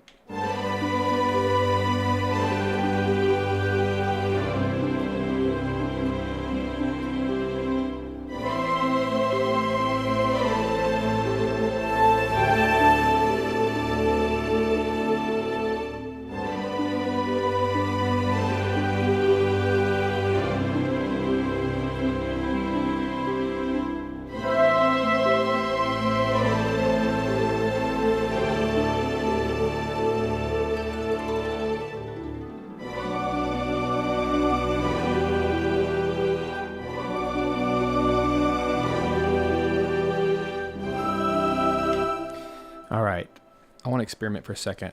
I want to do a 7/8 bar. No. Let me think this through.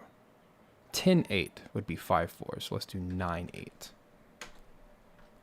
We do the same thing. We're just going to take all this information here and just bump it.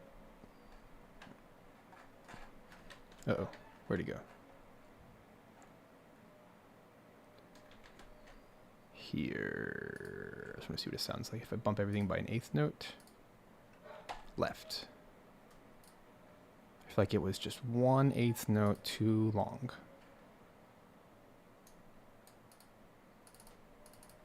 Get it all cleaned up real quick. The main thing was just making sure the harp does not get lost in all of this mess. Okay. I think we saved it. Let's try. That feels better. It's 1/8 note less.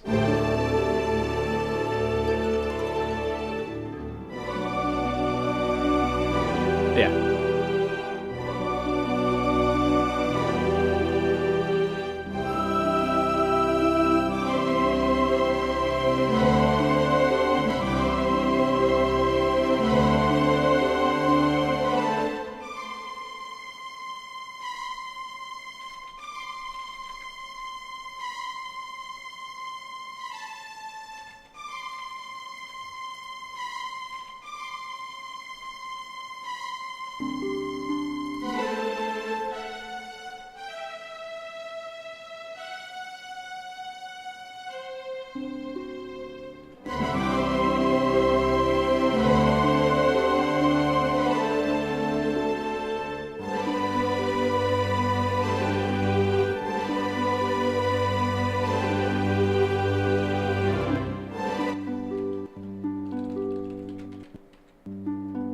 Oh, this whole thing got shifted.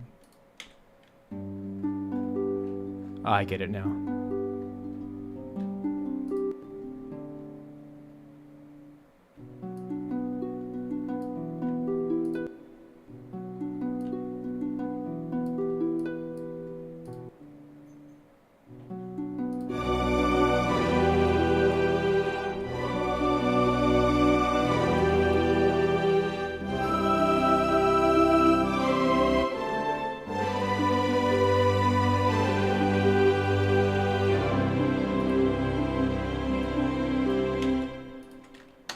Okay, I think we're in business.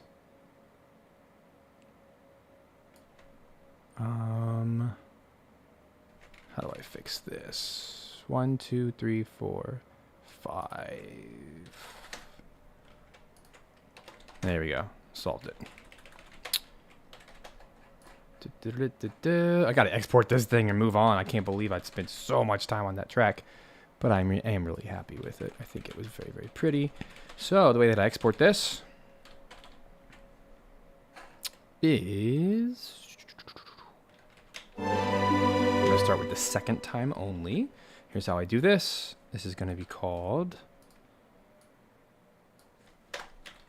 Select Theme Second Time, which does not have the intro. 120 BPM. We're going to pop that into our folder, which should have everything.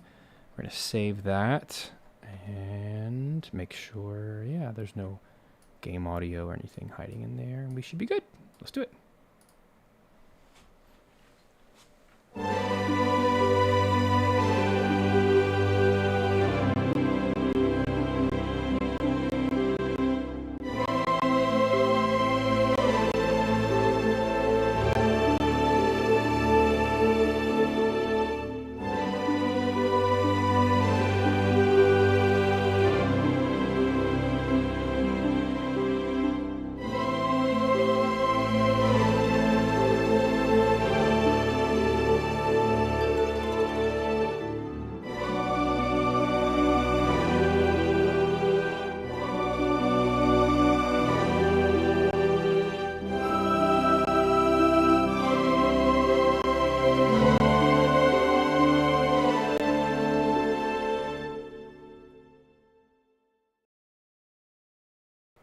All right, cool. Now let's do the first pass.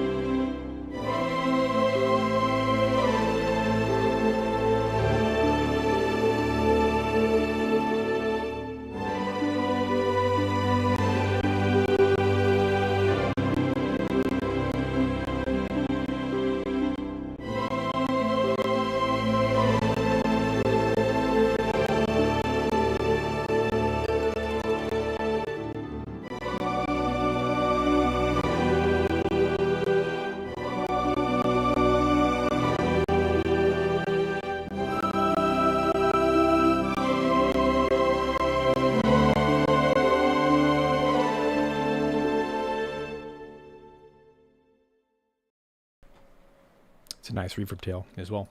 Let's save it. Let's check out the finals. Where'd they go?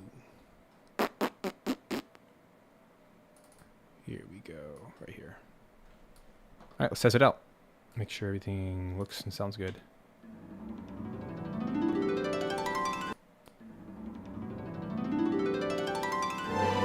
Sounds freaking live.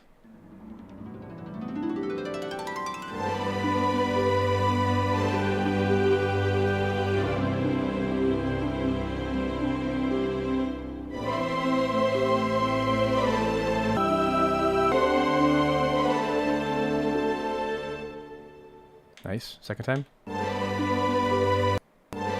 Uh-oh. Let's check it.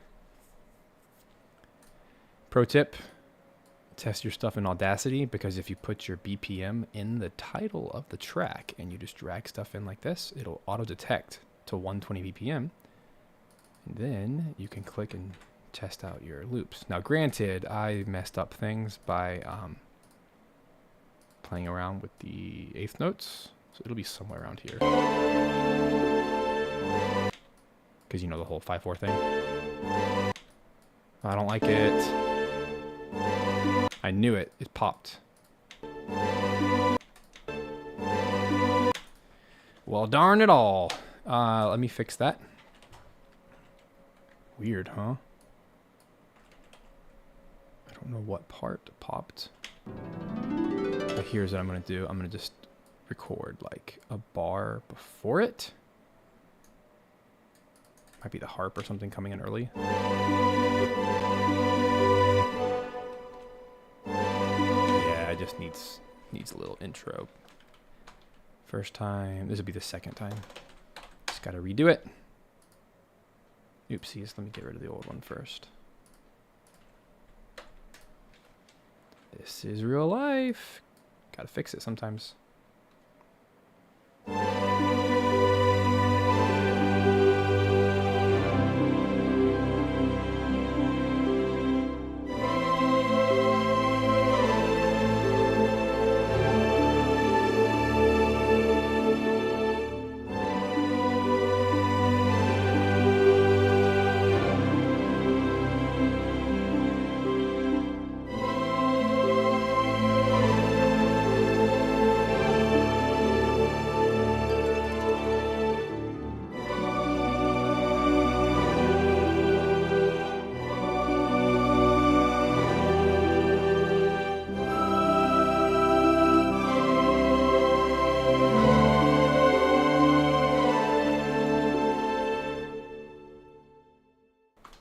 Awesome. Gosh, that sounds so good to my ears.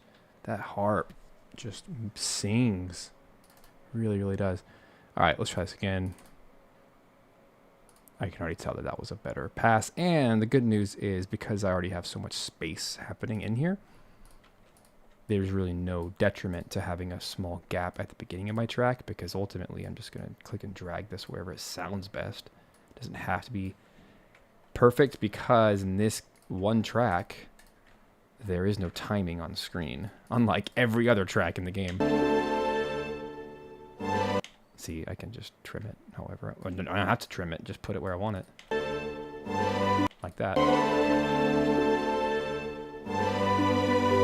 And then in the playback, this is where I will start. So what you do is in the game engine, whatever program you're using, middleware or whatnot, you would start the loop here.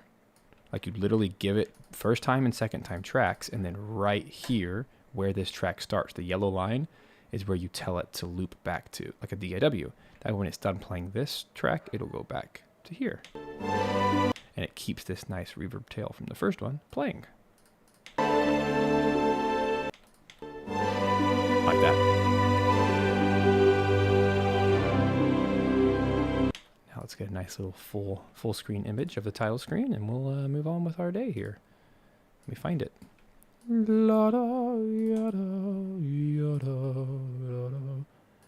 Let me find the... Oh, wrong one. That's Sector Z, bro. Let's find title screen. Here it is. Enjoy.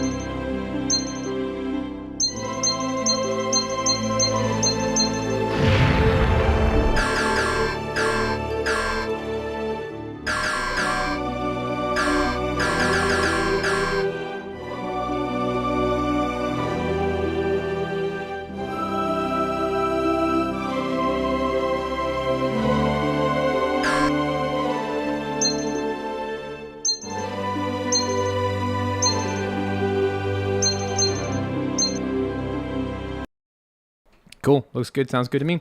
So let us get this session back up and running. La la la la la. Cool. Save. All right, friends. I don't know how much time we really have left, but I'm going to at least start Katina here in a few minutes. Let's take a quick coffee break. Be right back. Don't go anywhere.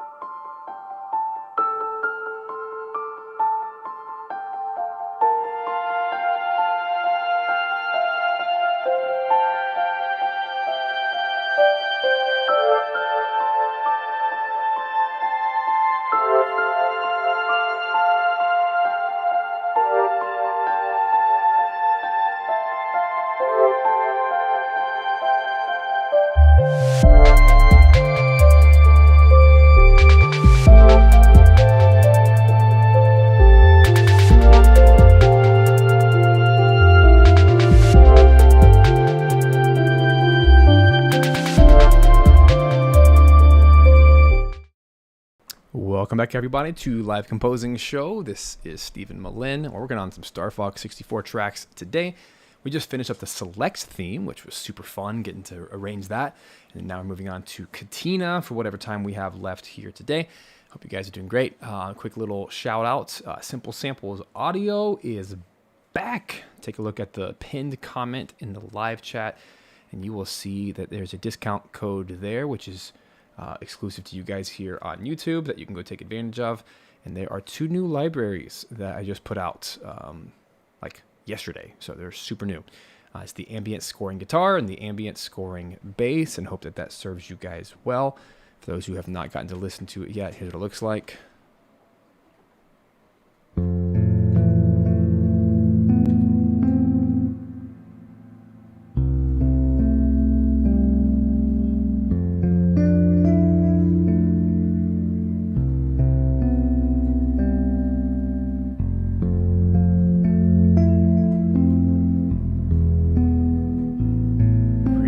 Scoring, video games and films, and got a Fender Strat.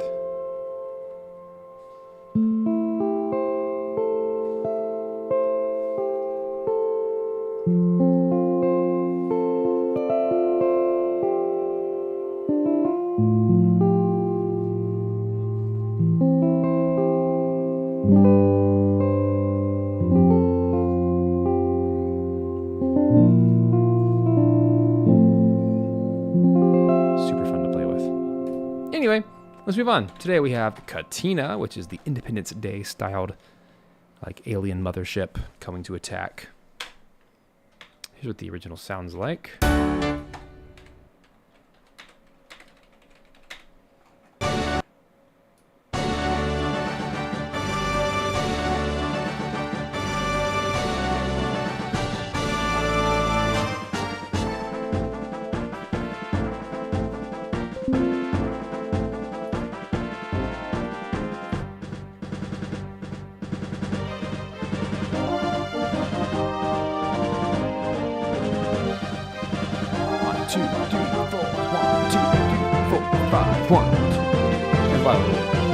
Star Wars-y kind of battle. This one's by Kai.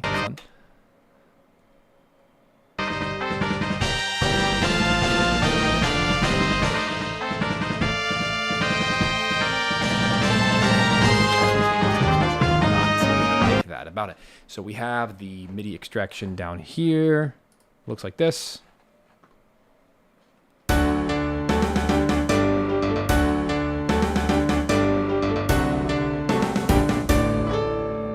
So I want to be very careful to listen to these parts, try to parse them out a little bit.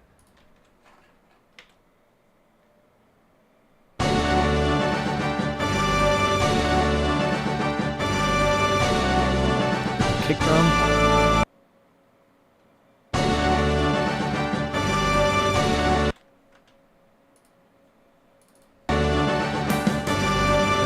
No, it's...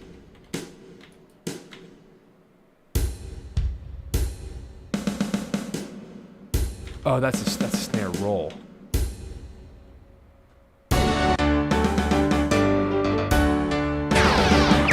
Fuck, you made it!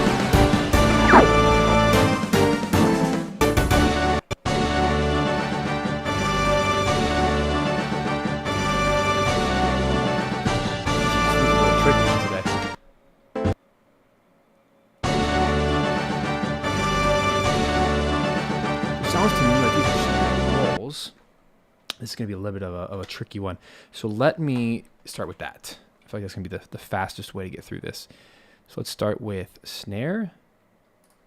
I also see in here, definitely crash.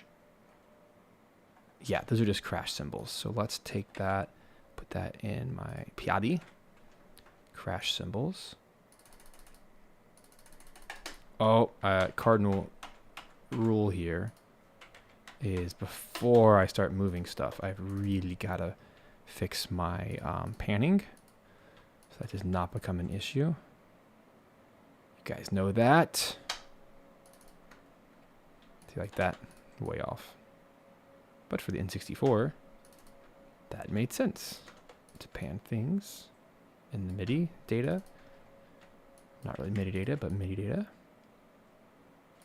Okay. I love that theme. It doesn't stick around too long, though. It's really only for that intro. But it definitely sets the tone. This is Star Wars. Yeah. This is Star Wars. Yeah. No, it's just style. Anyway, so now let's take that and put that in snare, put that in crash cymbals. So the snare here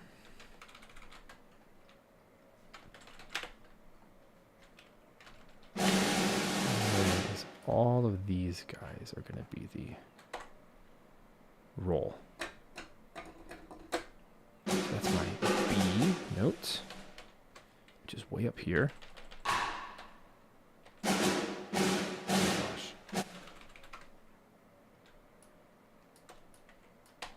There.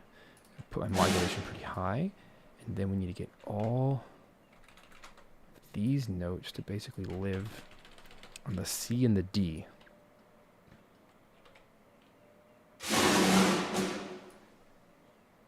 To make this make sense. Like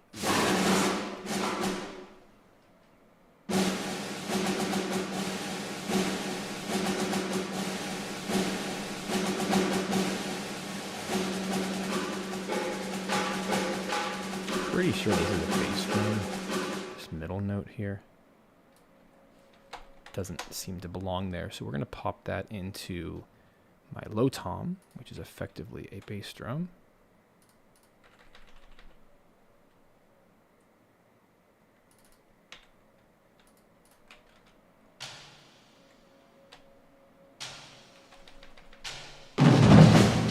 Like that.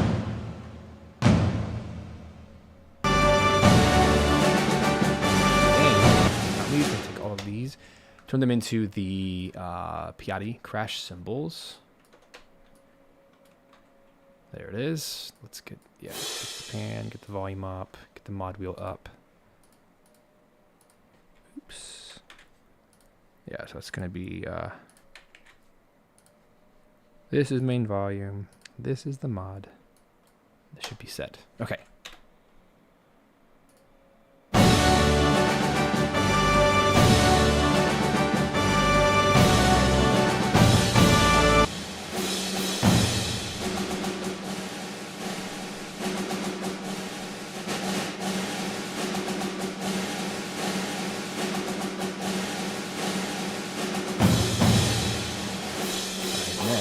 Get all of the snare information and turn down the velocity so there's no those poppy sounds. And then change the volume to match our level. There it is. And then let's get the crash cymbal under control. Sounds good.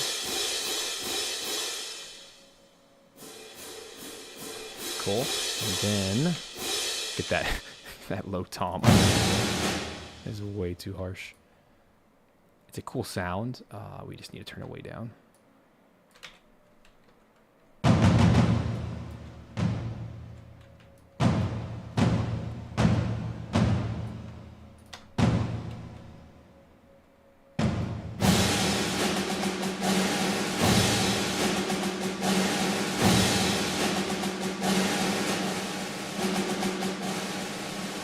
There it is.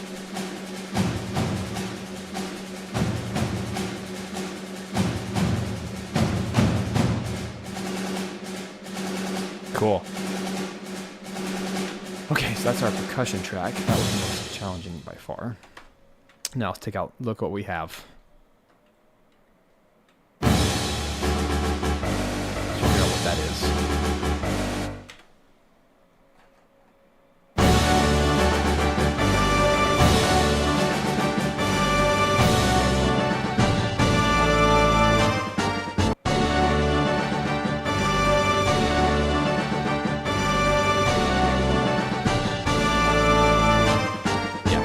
sounds like trombones.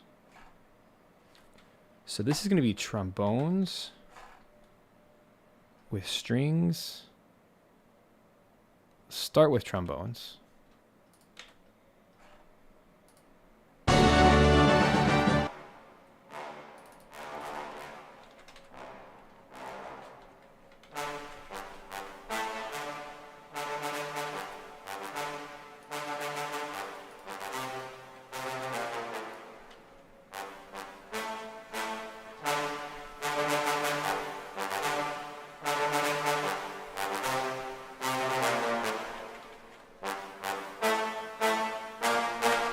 That we'll go ahead and put into the horns.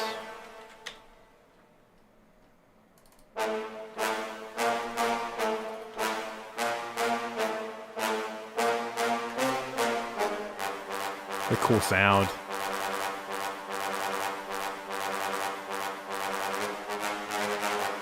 Yeah. The trombone player is really...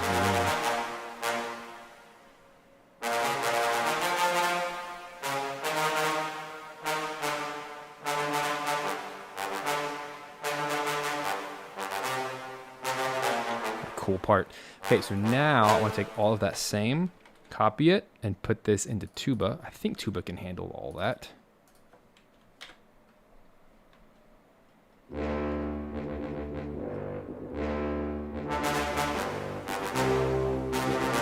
Should be able to.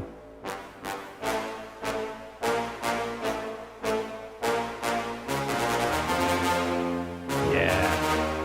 What a cool part. Same thing, we're going to take this and put this in our relative strings. So that part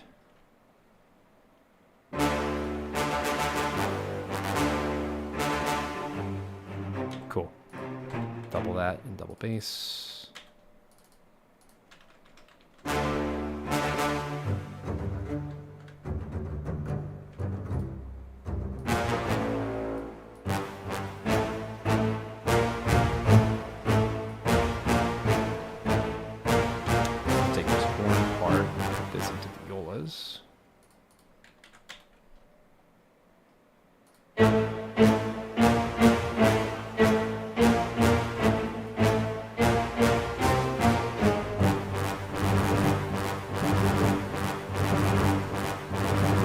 Cool, we're already making a lot of progress.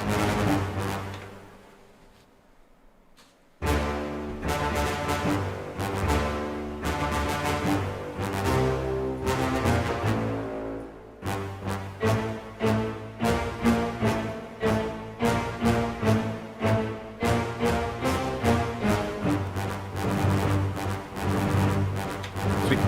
Then, yeah, I'm kind of sad I don't have any more coffee. Let's go make some more after the stream.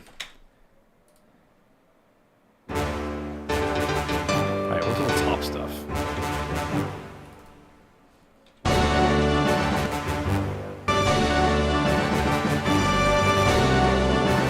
We're gonna use this one,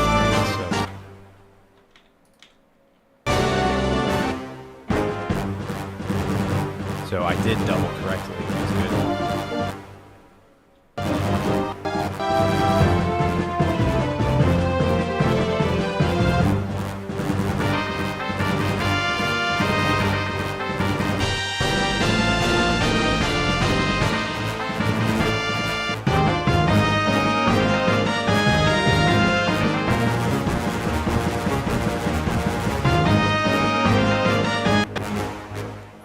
Volume.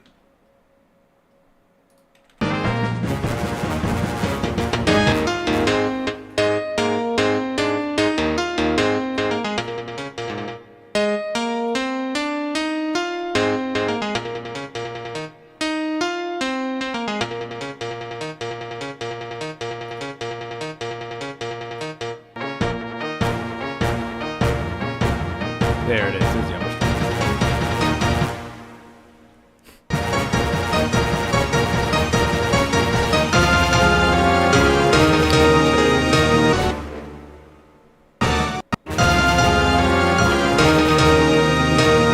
So we're missing a note here.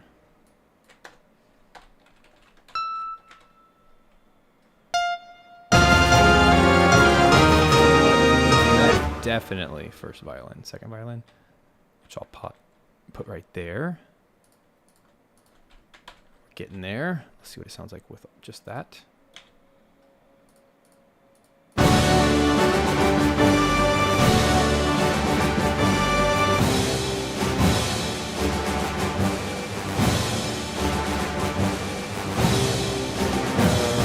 All of that cranked up.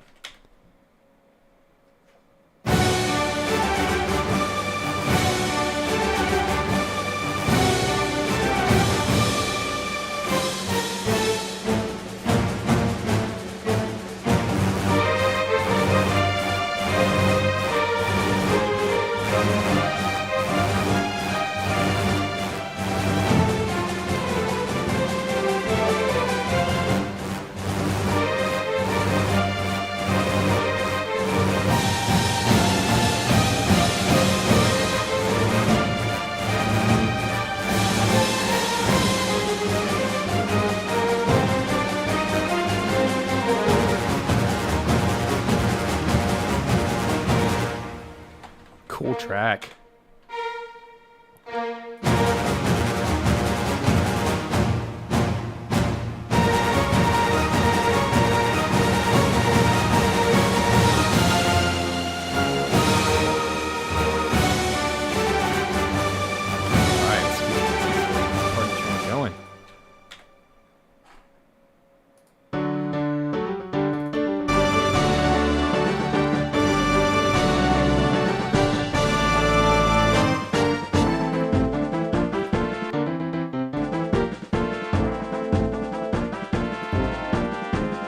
So this is the trumpets. Trumpets are very active in this track, which is awesome. Big fan. So I can probably put them there. Then I think we have some timpani and stuff still to come. All right.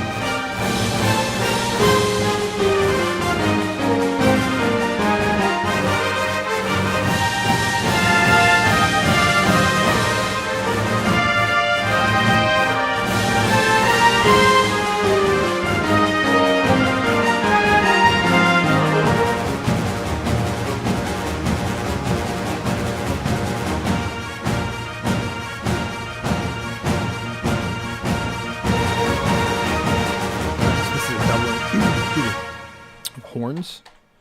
So the trumpets will only get the upper two. Like that. And then horns will focus on just that. Very active.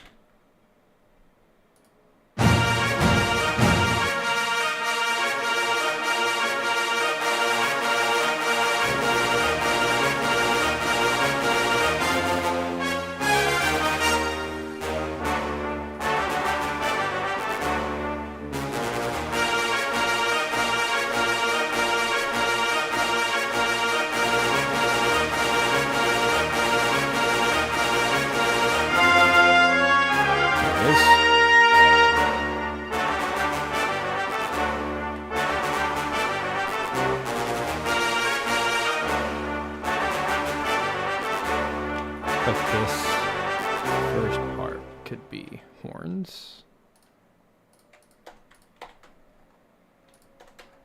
Here.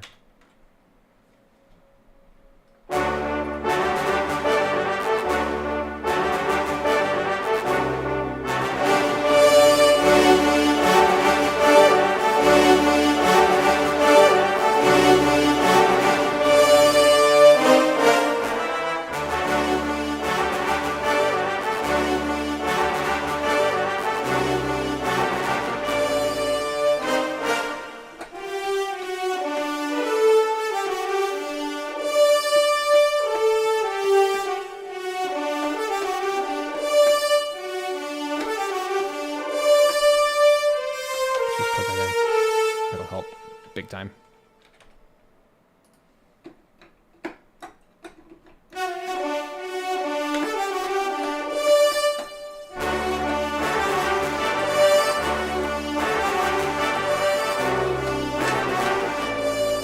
Cool line.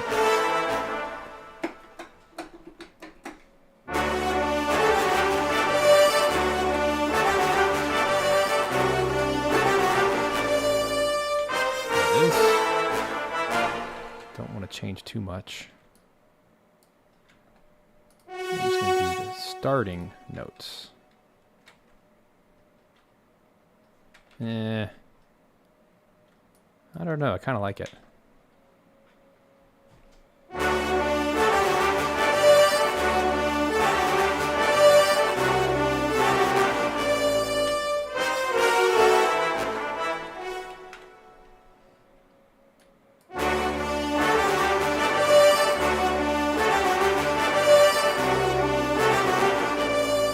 Kind of like it off.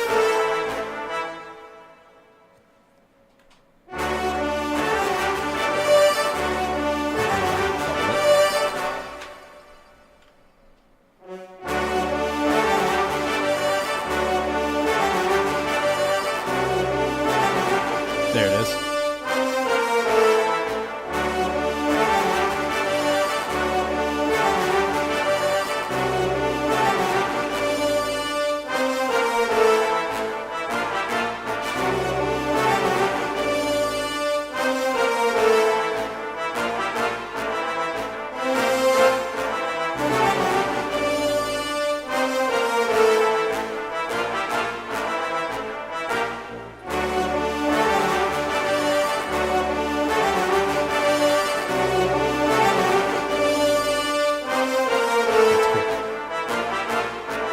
Same thing here.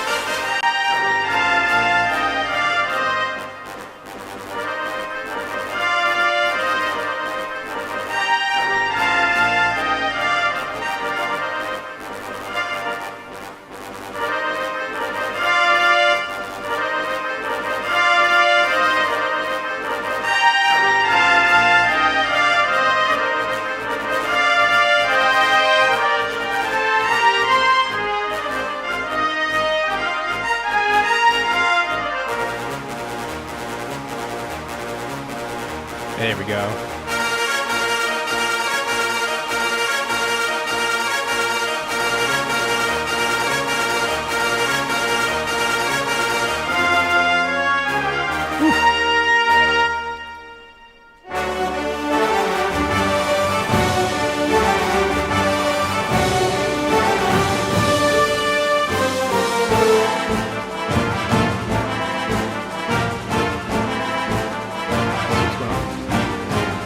I have a feeling that this low guy here is just the tuba.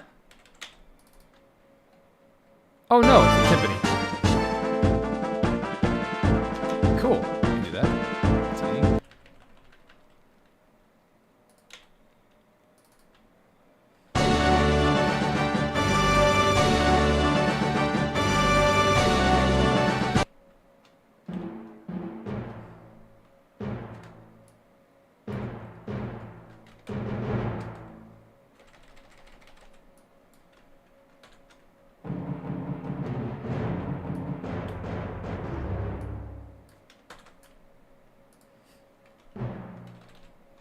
Oh. Cool. All right, so modulation, I want to make sure that this is, it's a B flat. This is just one giant B flat. Tremolo, roll. I have a patch for that. So let's get that activated and go in.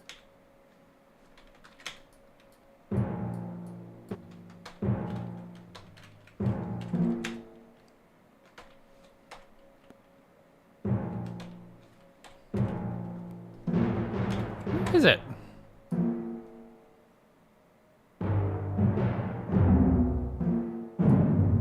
Where's my roll?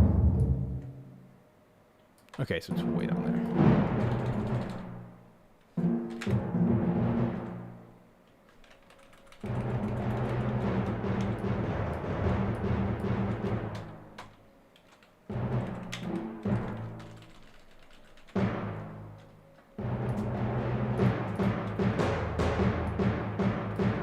Cool.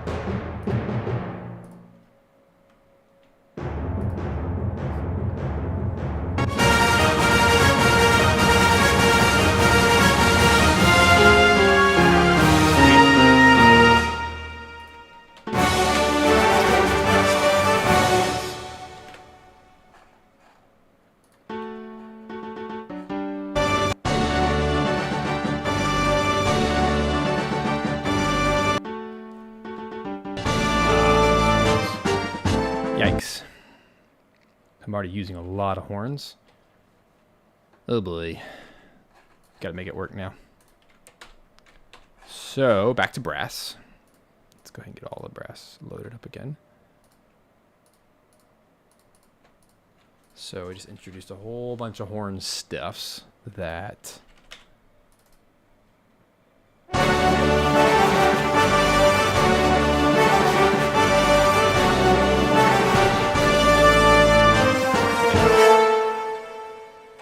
What am I to do with this? Such a thick part.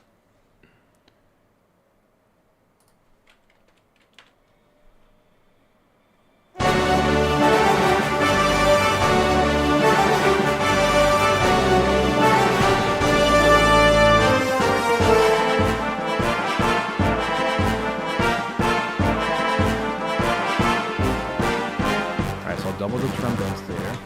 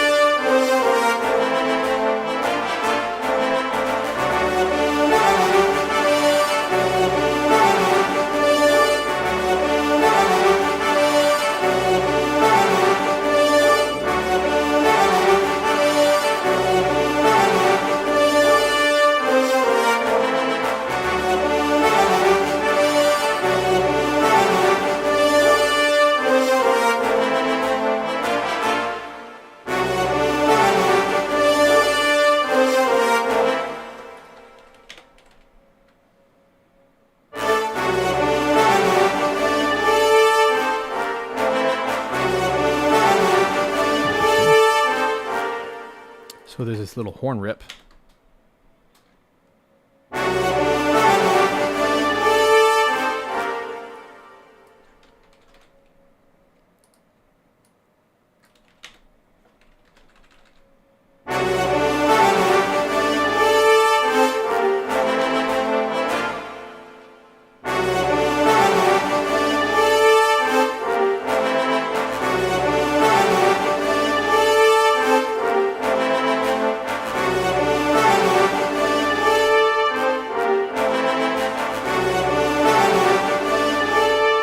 There we go. Whew. Okay, now we have the parts thing. That was a lot. Now it's time to actually try to make this stuff sound good, yeah? Take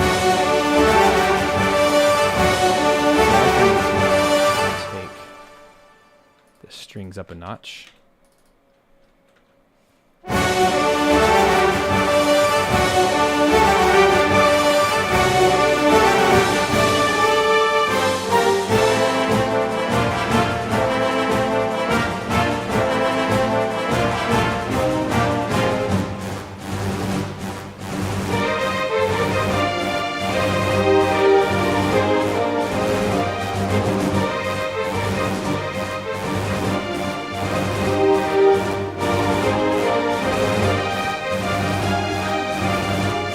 This is like really difficult, so I think that would help.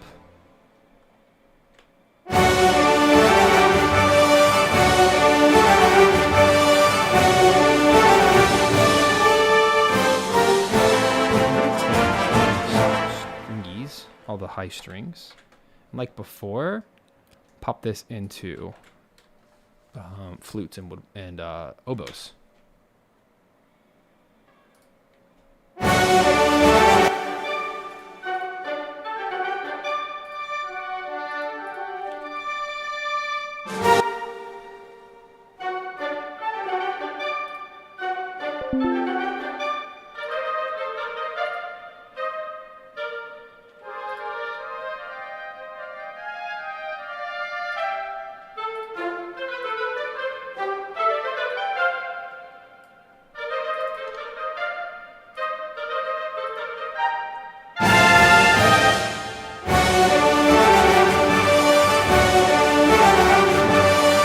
Things would benefit. Ba-ba-dum.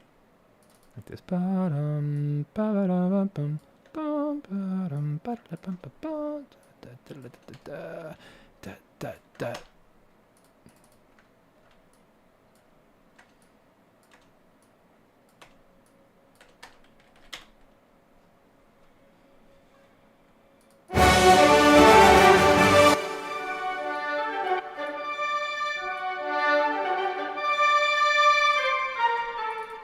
All right.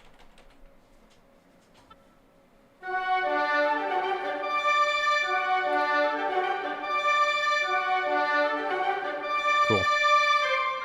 Sounds so much better.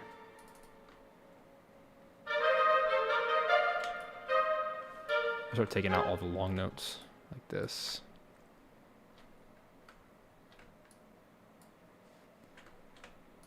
Just kind of going through. Otherwise, it's just going to sound really bad and sluggish if I don't have all of those. Okay, so there's all the long notes. Just pulled them out.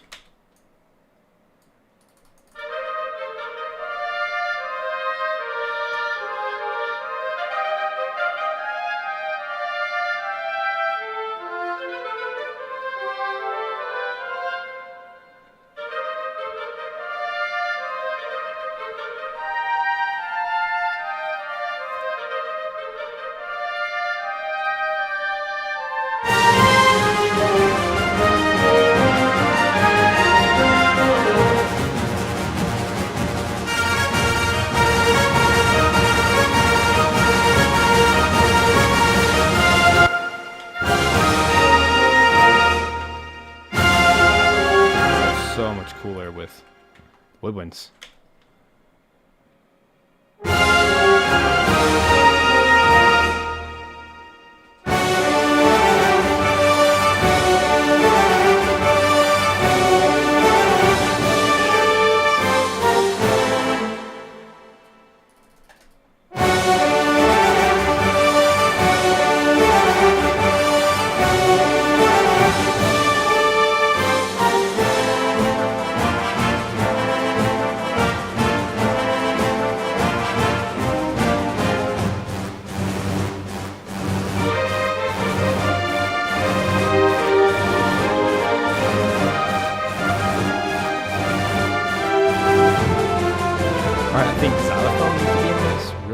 and it needs to double with the first violins to really give some attack throughout the entire thing. Here it goes.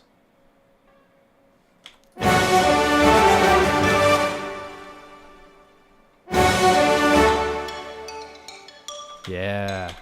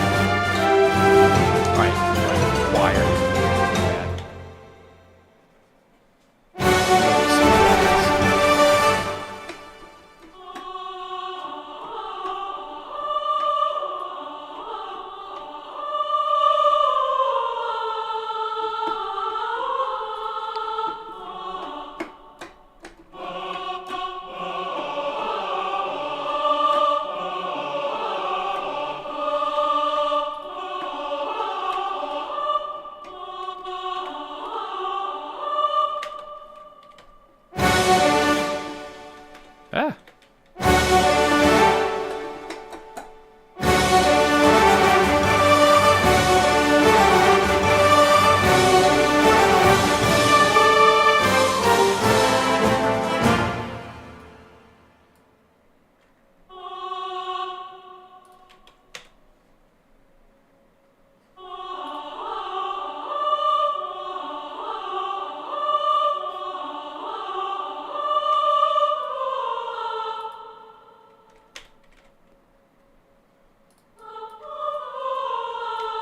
Cool. Let's take that.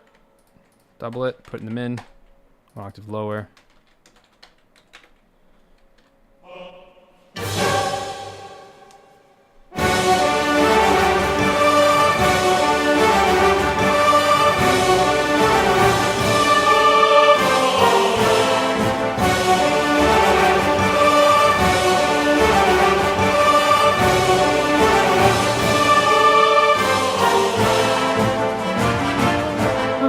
Doesn't need to be shorter.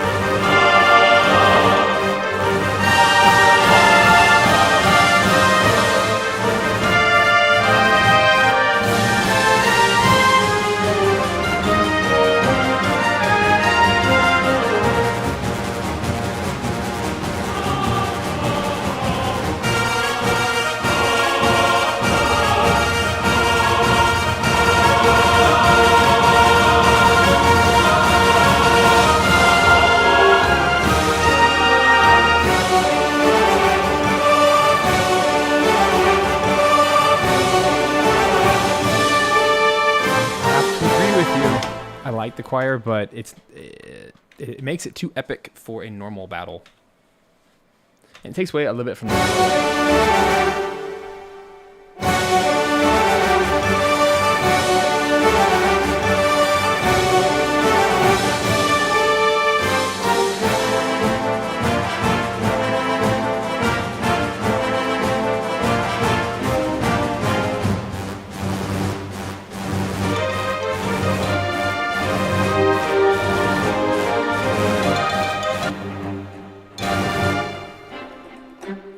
I feel like we need... I can double by beat this not doing anything. Here's what the strings sound like.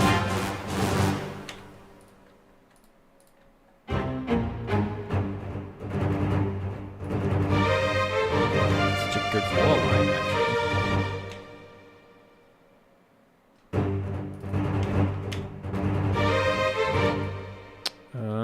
Wait, are these... It's a G. G, G, G, G.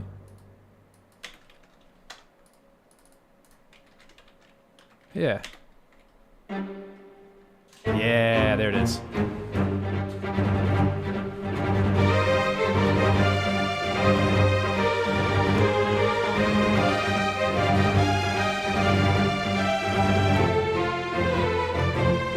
Cool.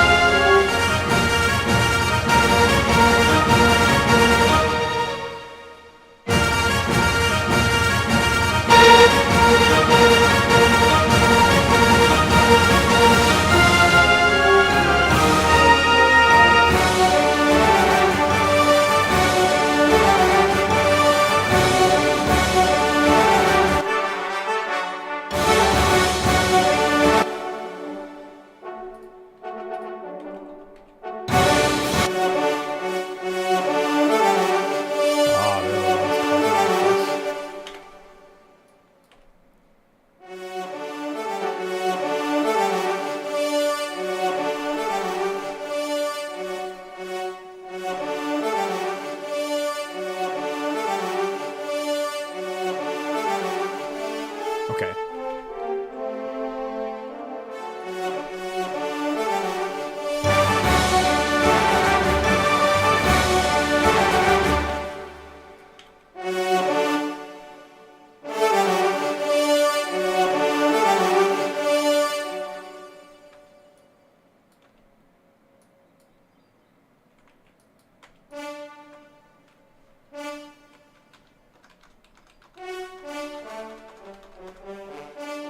There we go.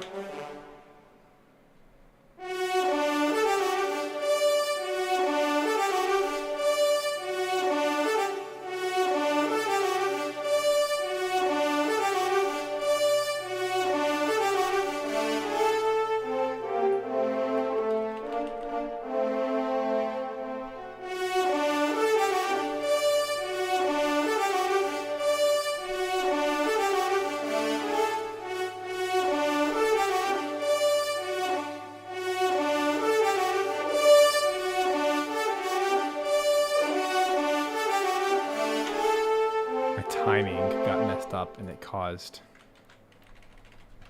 causing a weird pop in the MIDI because of the whole legato scripting. Try to fix that. Make it sound a whole lot better.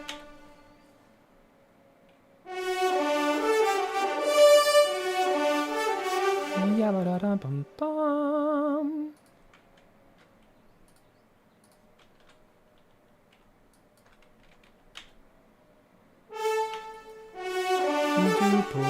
Bum.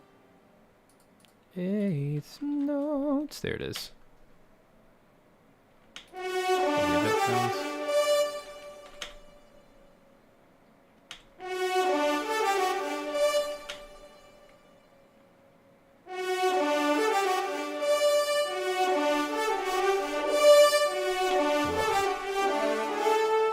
I'm just gonna play it again.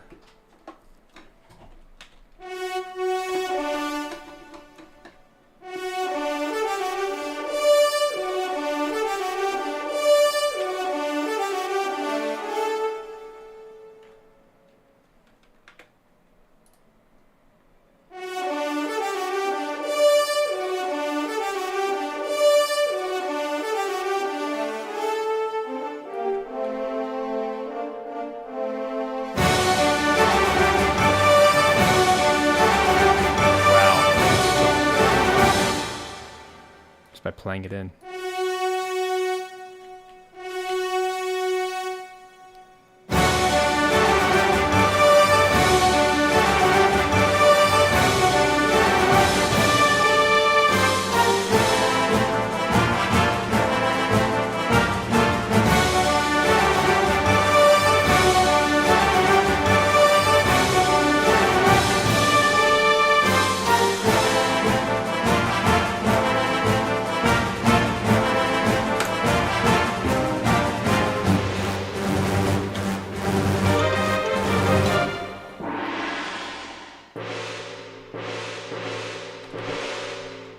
Gong in.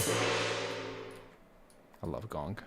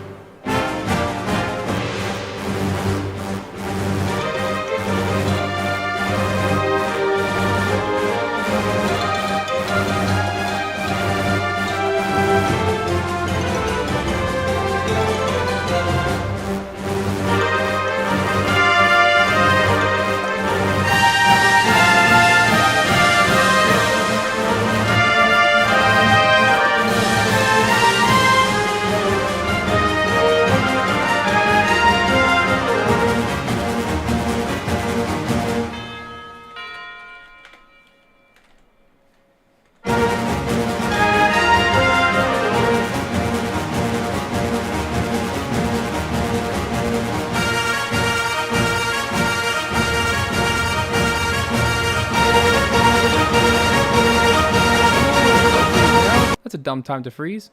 No, it was going so well. It's because I tried to do conducting and then... It's like the session is not frozen because the movie's still playing. How weird is that? Well, that stinks. I don't know when the last time I saved it. Let's find out. Why does this always happen? Shibidibidin. Can't be that long ago. That's not good. That's not good at all. 10 minutes ago.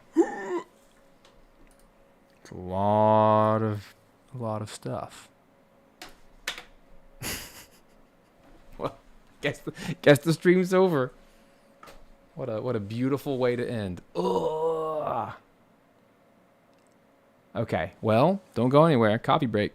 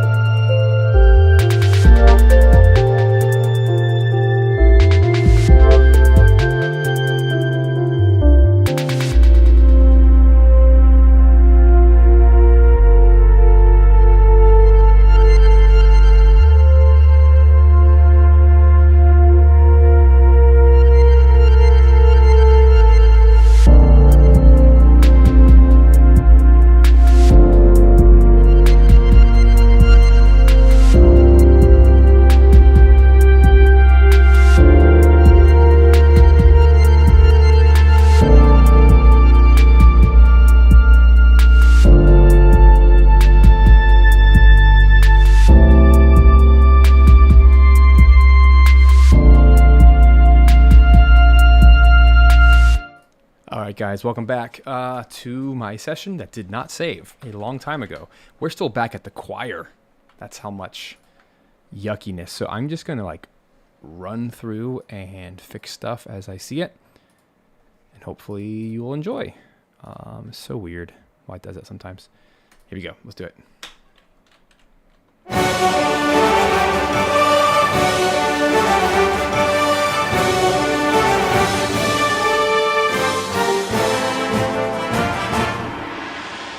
Gong back in there.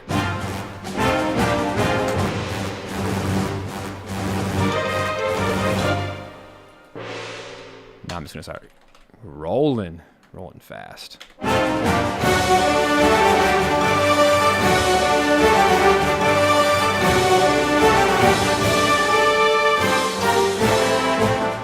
Remember, I recorded this.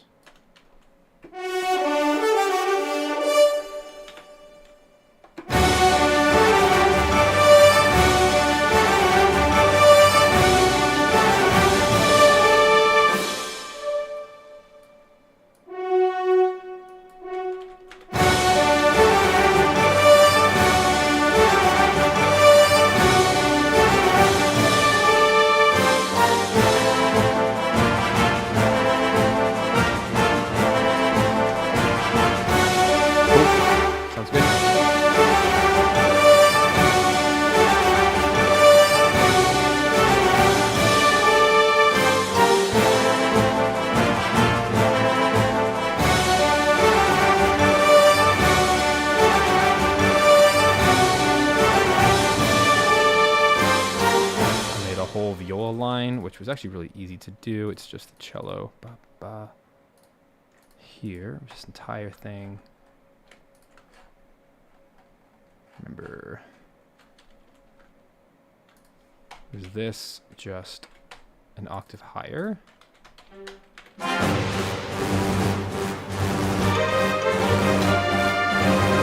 I also took this end here, put it in the strings up here, turned it up slightly, and made sure that the volume was up. I think that's all the changes I made.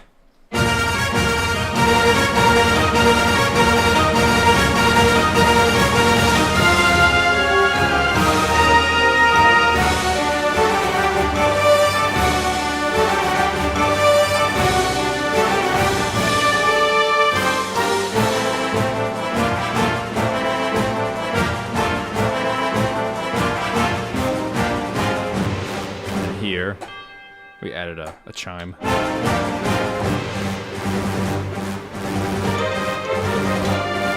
Turned it up a little bit.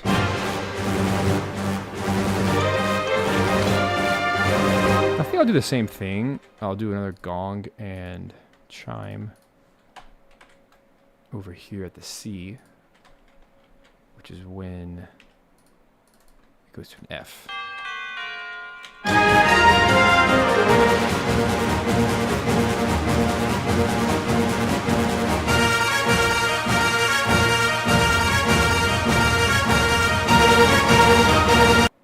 No, I did it again. Are you kidding me? Nope. Okay, did we save it? I don't know. What's going on? At least I saved it. Jeez. Yeah, I think it's pooping out on me. Dang, man. So close to the finish line. It's like 1 minute away. Ah! In the words of Fox McCloud. Ah! Okay, well. Let me check my last save. It was... Yeah, 2 minutes ago. So... Oh...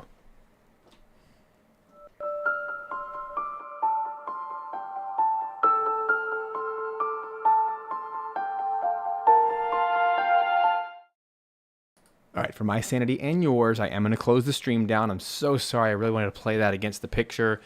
Ah. No, I'm going to persevere. Don't go anywhere.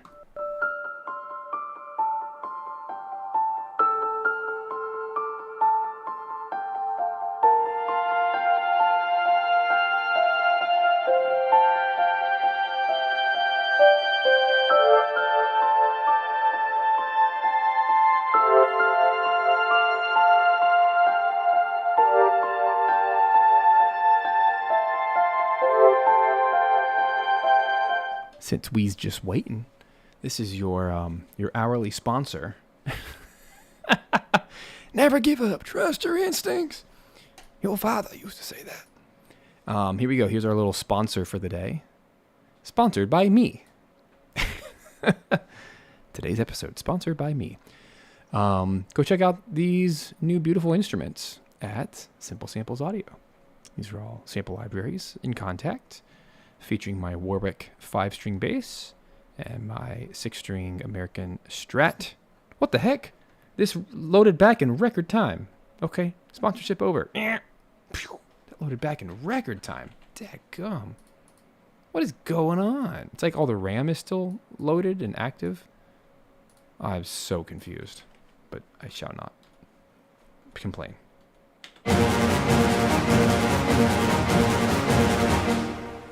Let's check our levels. Okay, the most important thing is, did I get my gong? No, it like stopped right when I got to the tubular bells. Okay, get my G in.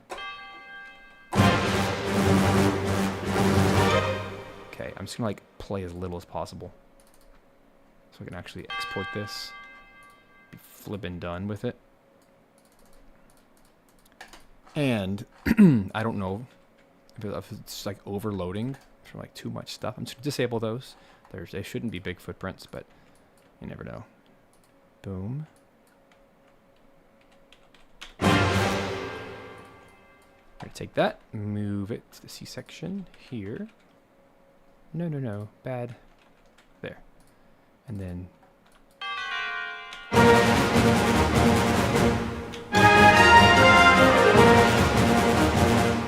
no. It's an F, right? No, it's a B flat. I don't know why I said F. No. There it is. Saving every 3 seconds now. I think my levels are way too hot, so let's go to the mixer and get it tamed. This sucker is like 1.7. So, easy fix. Take everything, drag it down.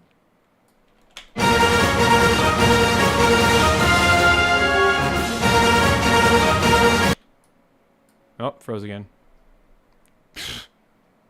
Nope. Whenever I see that blue wheel of death, it means bad things are happening. That's so weird.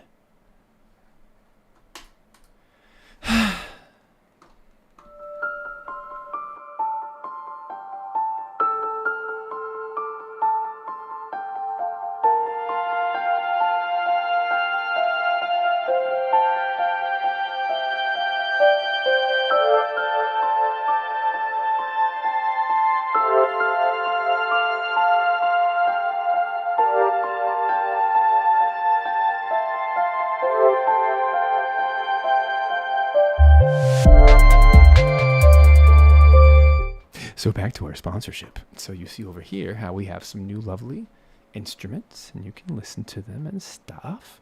Funny enough, the stream isn't kit isn't dying. It's only new window. I don't understand. But, you know, if you want to go grab this bad boy, there he is. And there's a coupon code in the live chat pinned. If you want to take advantage of it, let's listen to a little bit, yeah? Oh, wait, JK. Starbucks is back. This is getting dumber by the second. At least it saved this time. I'm kind of scared. How about we, like, you know, take that down?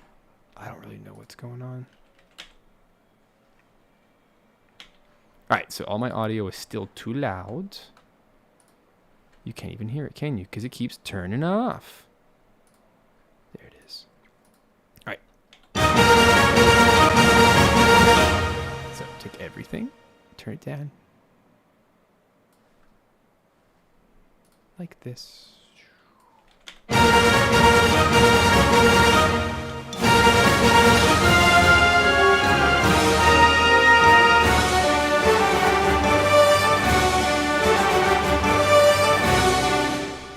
This guy's still too loud. My horn.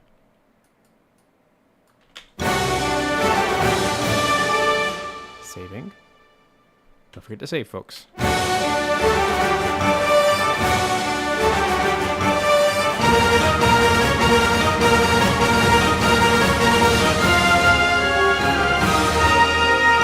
Sounds good. My trumpets are getting lost, though. Like right here, we need to take... Put that in the short trumpets, maybe. And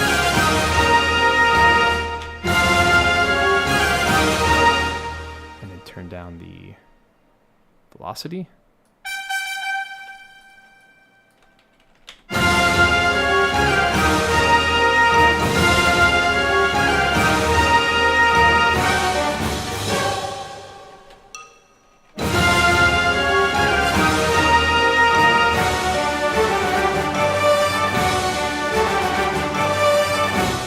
Let's export this nonsense before it has another chance to shut down on us. Thankfully, this is all just one loop. It doesn't have a first time and a second time. So, one shall do. Getting a little nervous now. Katina, that's what it's called. Katina. And our tempo is 150 BPM. It's all kinds of time signatures. So let's try. I hope it works.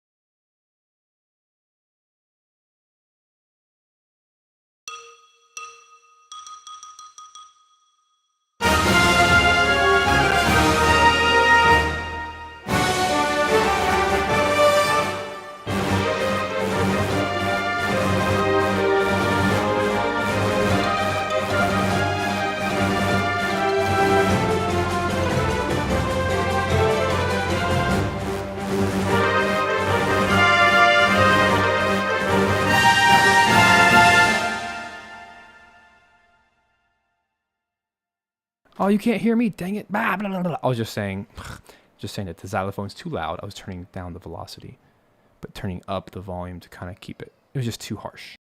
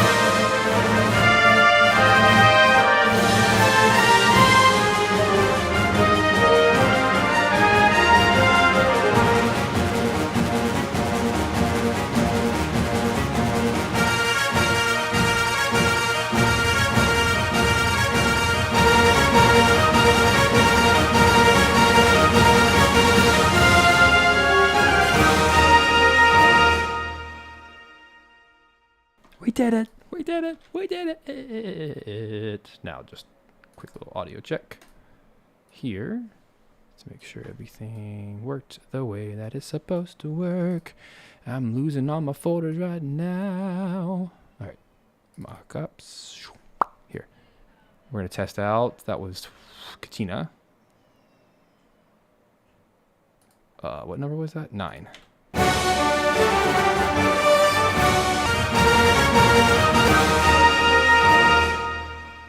Yes. Okay, now we can actually do a real test. This will be fun. So now I can shut down the window. Yay. No more problems. And then, here we go. Let's do 2 of them. And we're going to snap it to quarter notes. Like this. So cool. Here we go. We can actually snap it to the bar. Pretty awesome.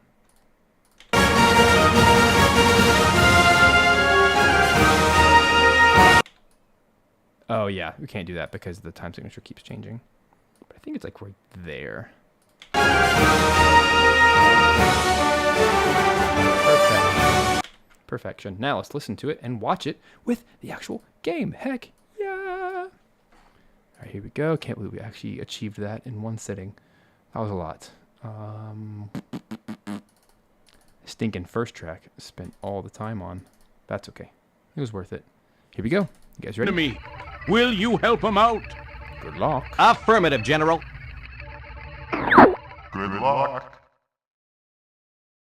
Hang on, guys. Help is on the way.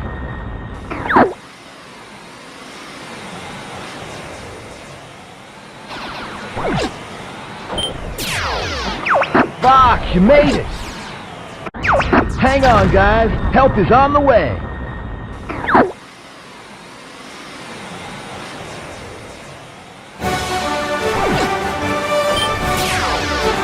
Fox, you made it. Bill! Is that you? I can't believe it!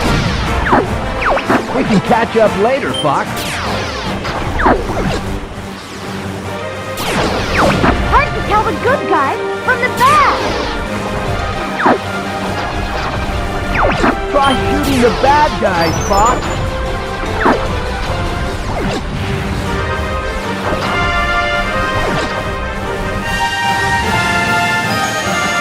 Up to you.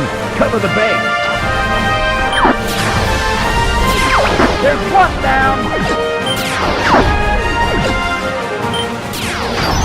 Enemy mothership approaching. Fox, that's one of ours.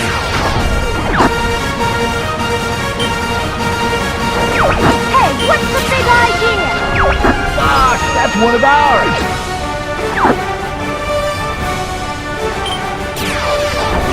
Hey, Einstein, I'm on your side.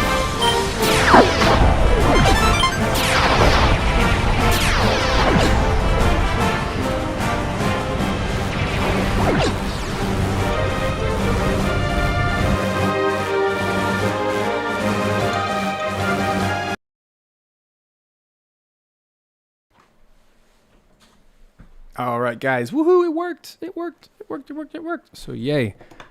Thank you so much for being part of this stream. I'm going to wrap it up here. Over a 3-hour-long stream, but we got 2 tracks done. Let's go. Yeah, we're almost done with Star Fox 64 soundtrack, which is a very, very cool place to be. So I'll keep you guys updated on that. And with the Simple Sample stuff, keep you updated on that. So look out for your emails and your inbox. And you guys have a great rest of the week. Thanks for being a part. That was a ton of fun.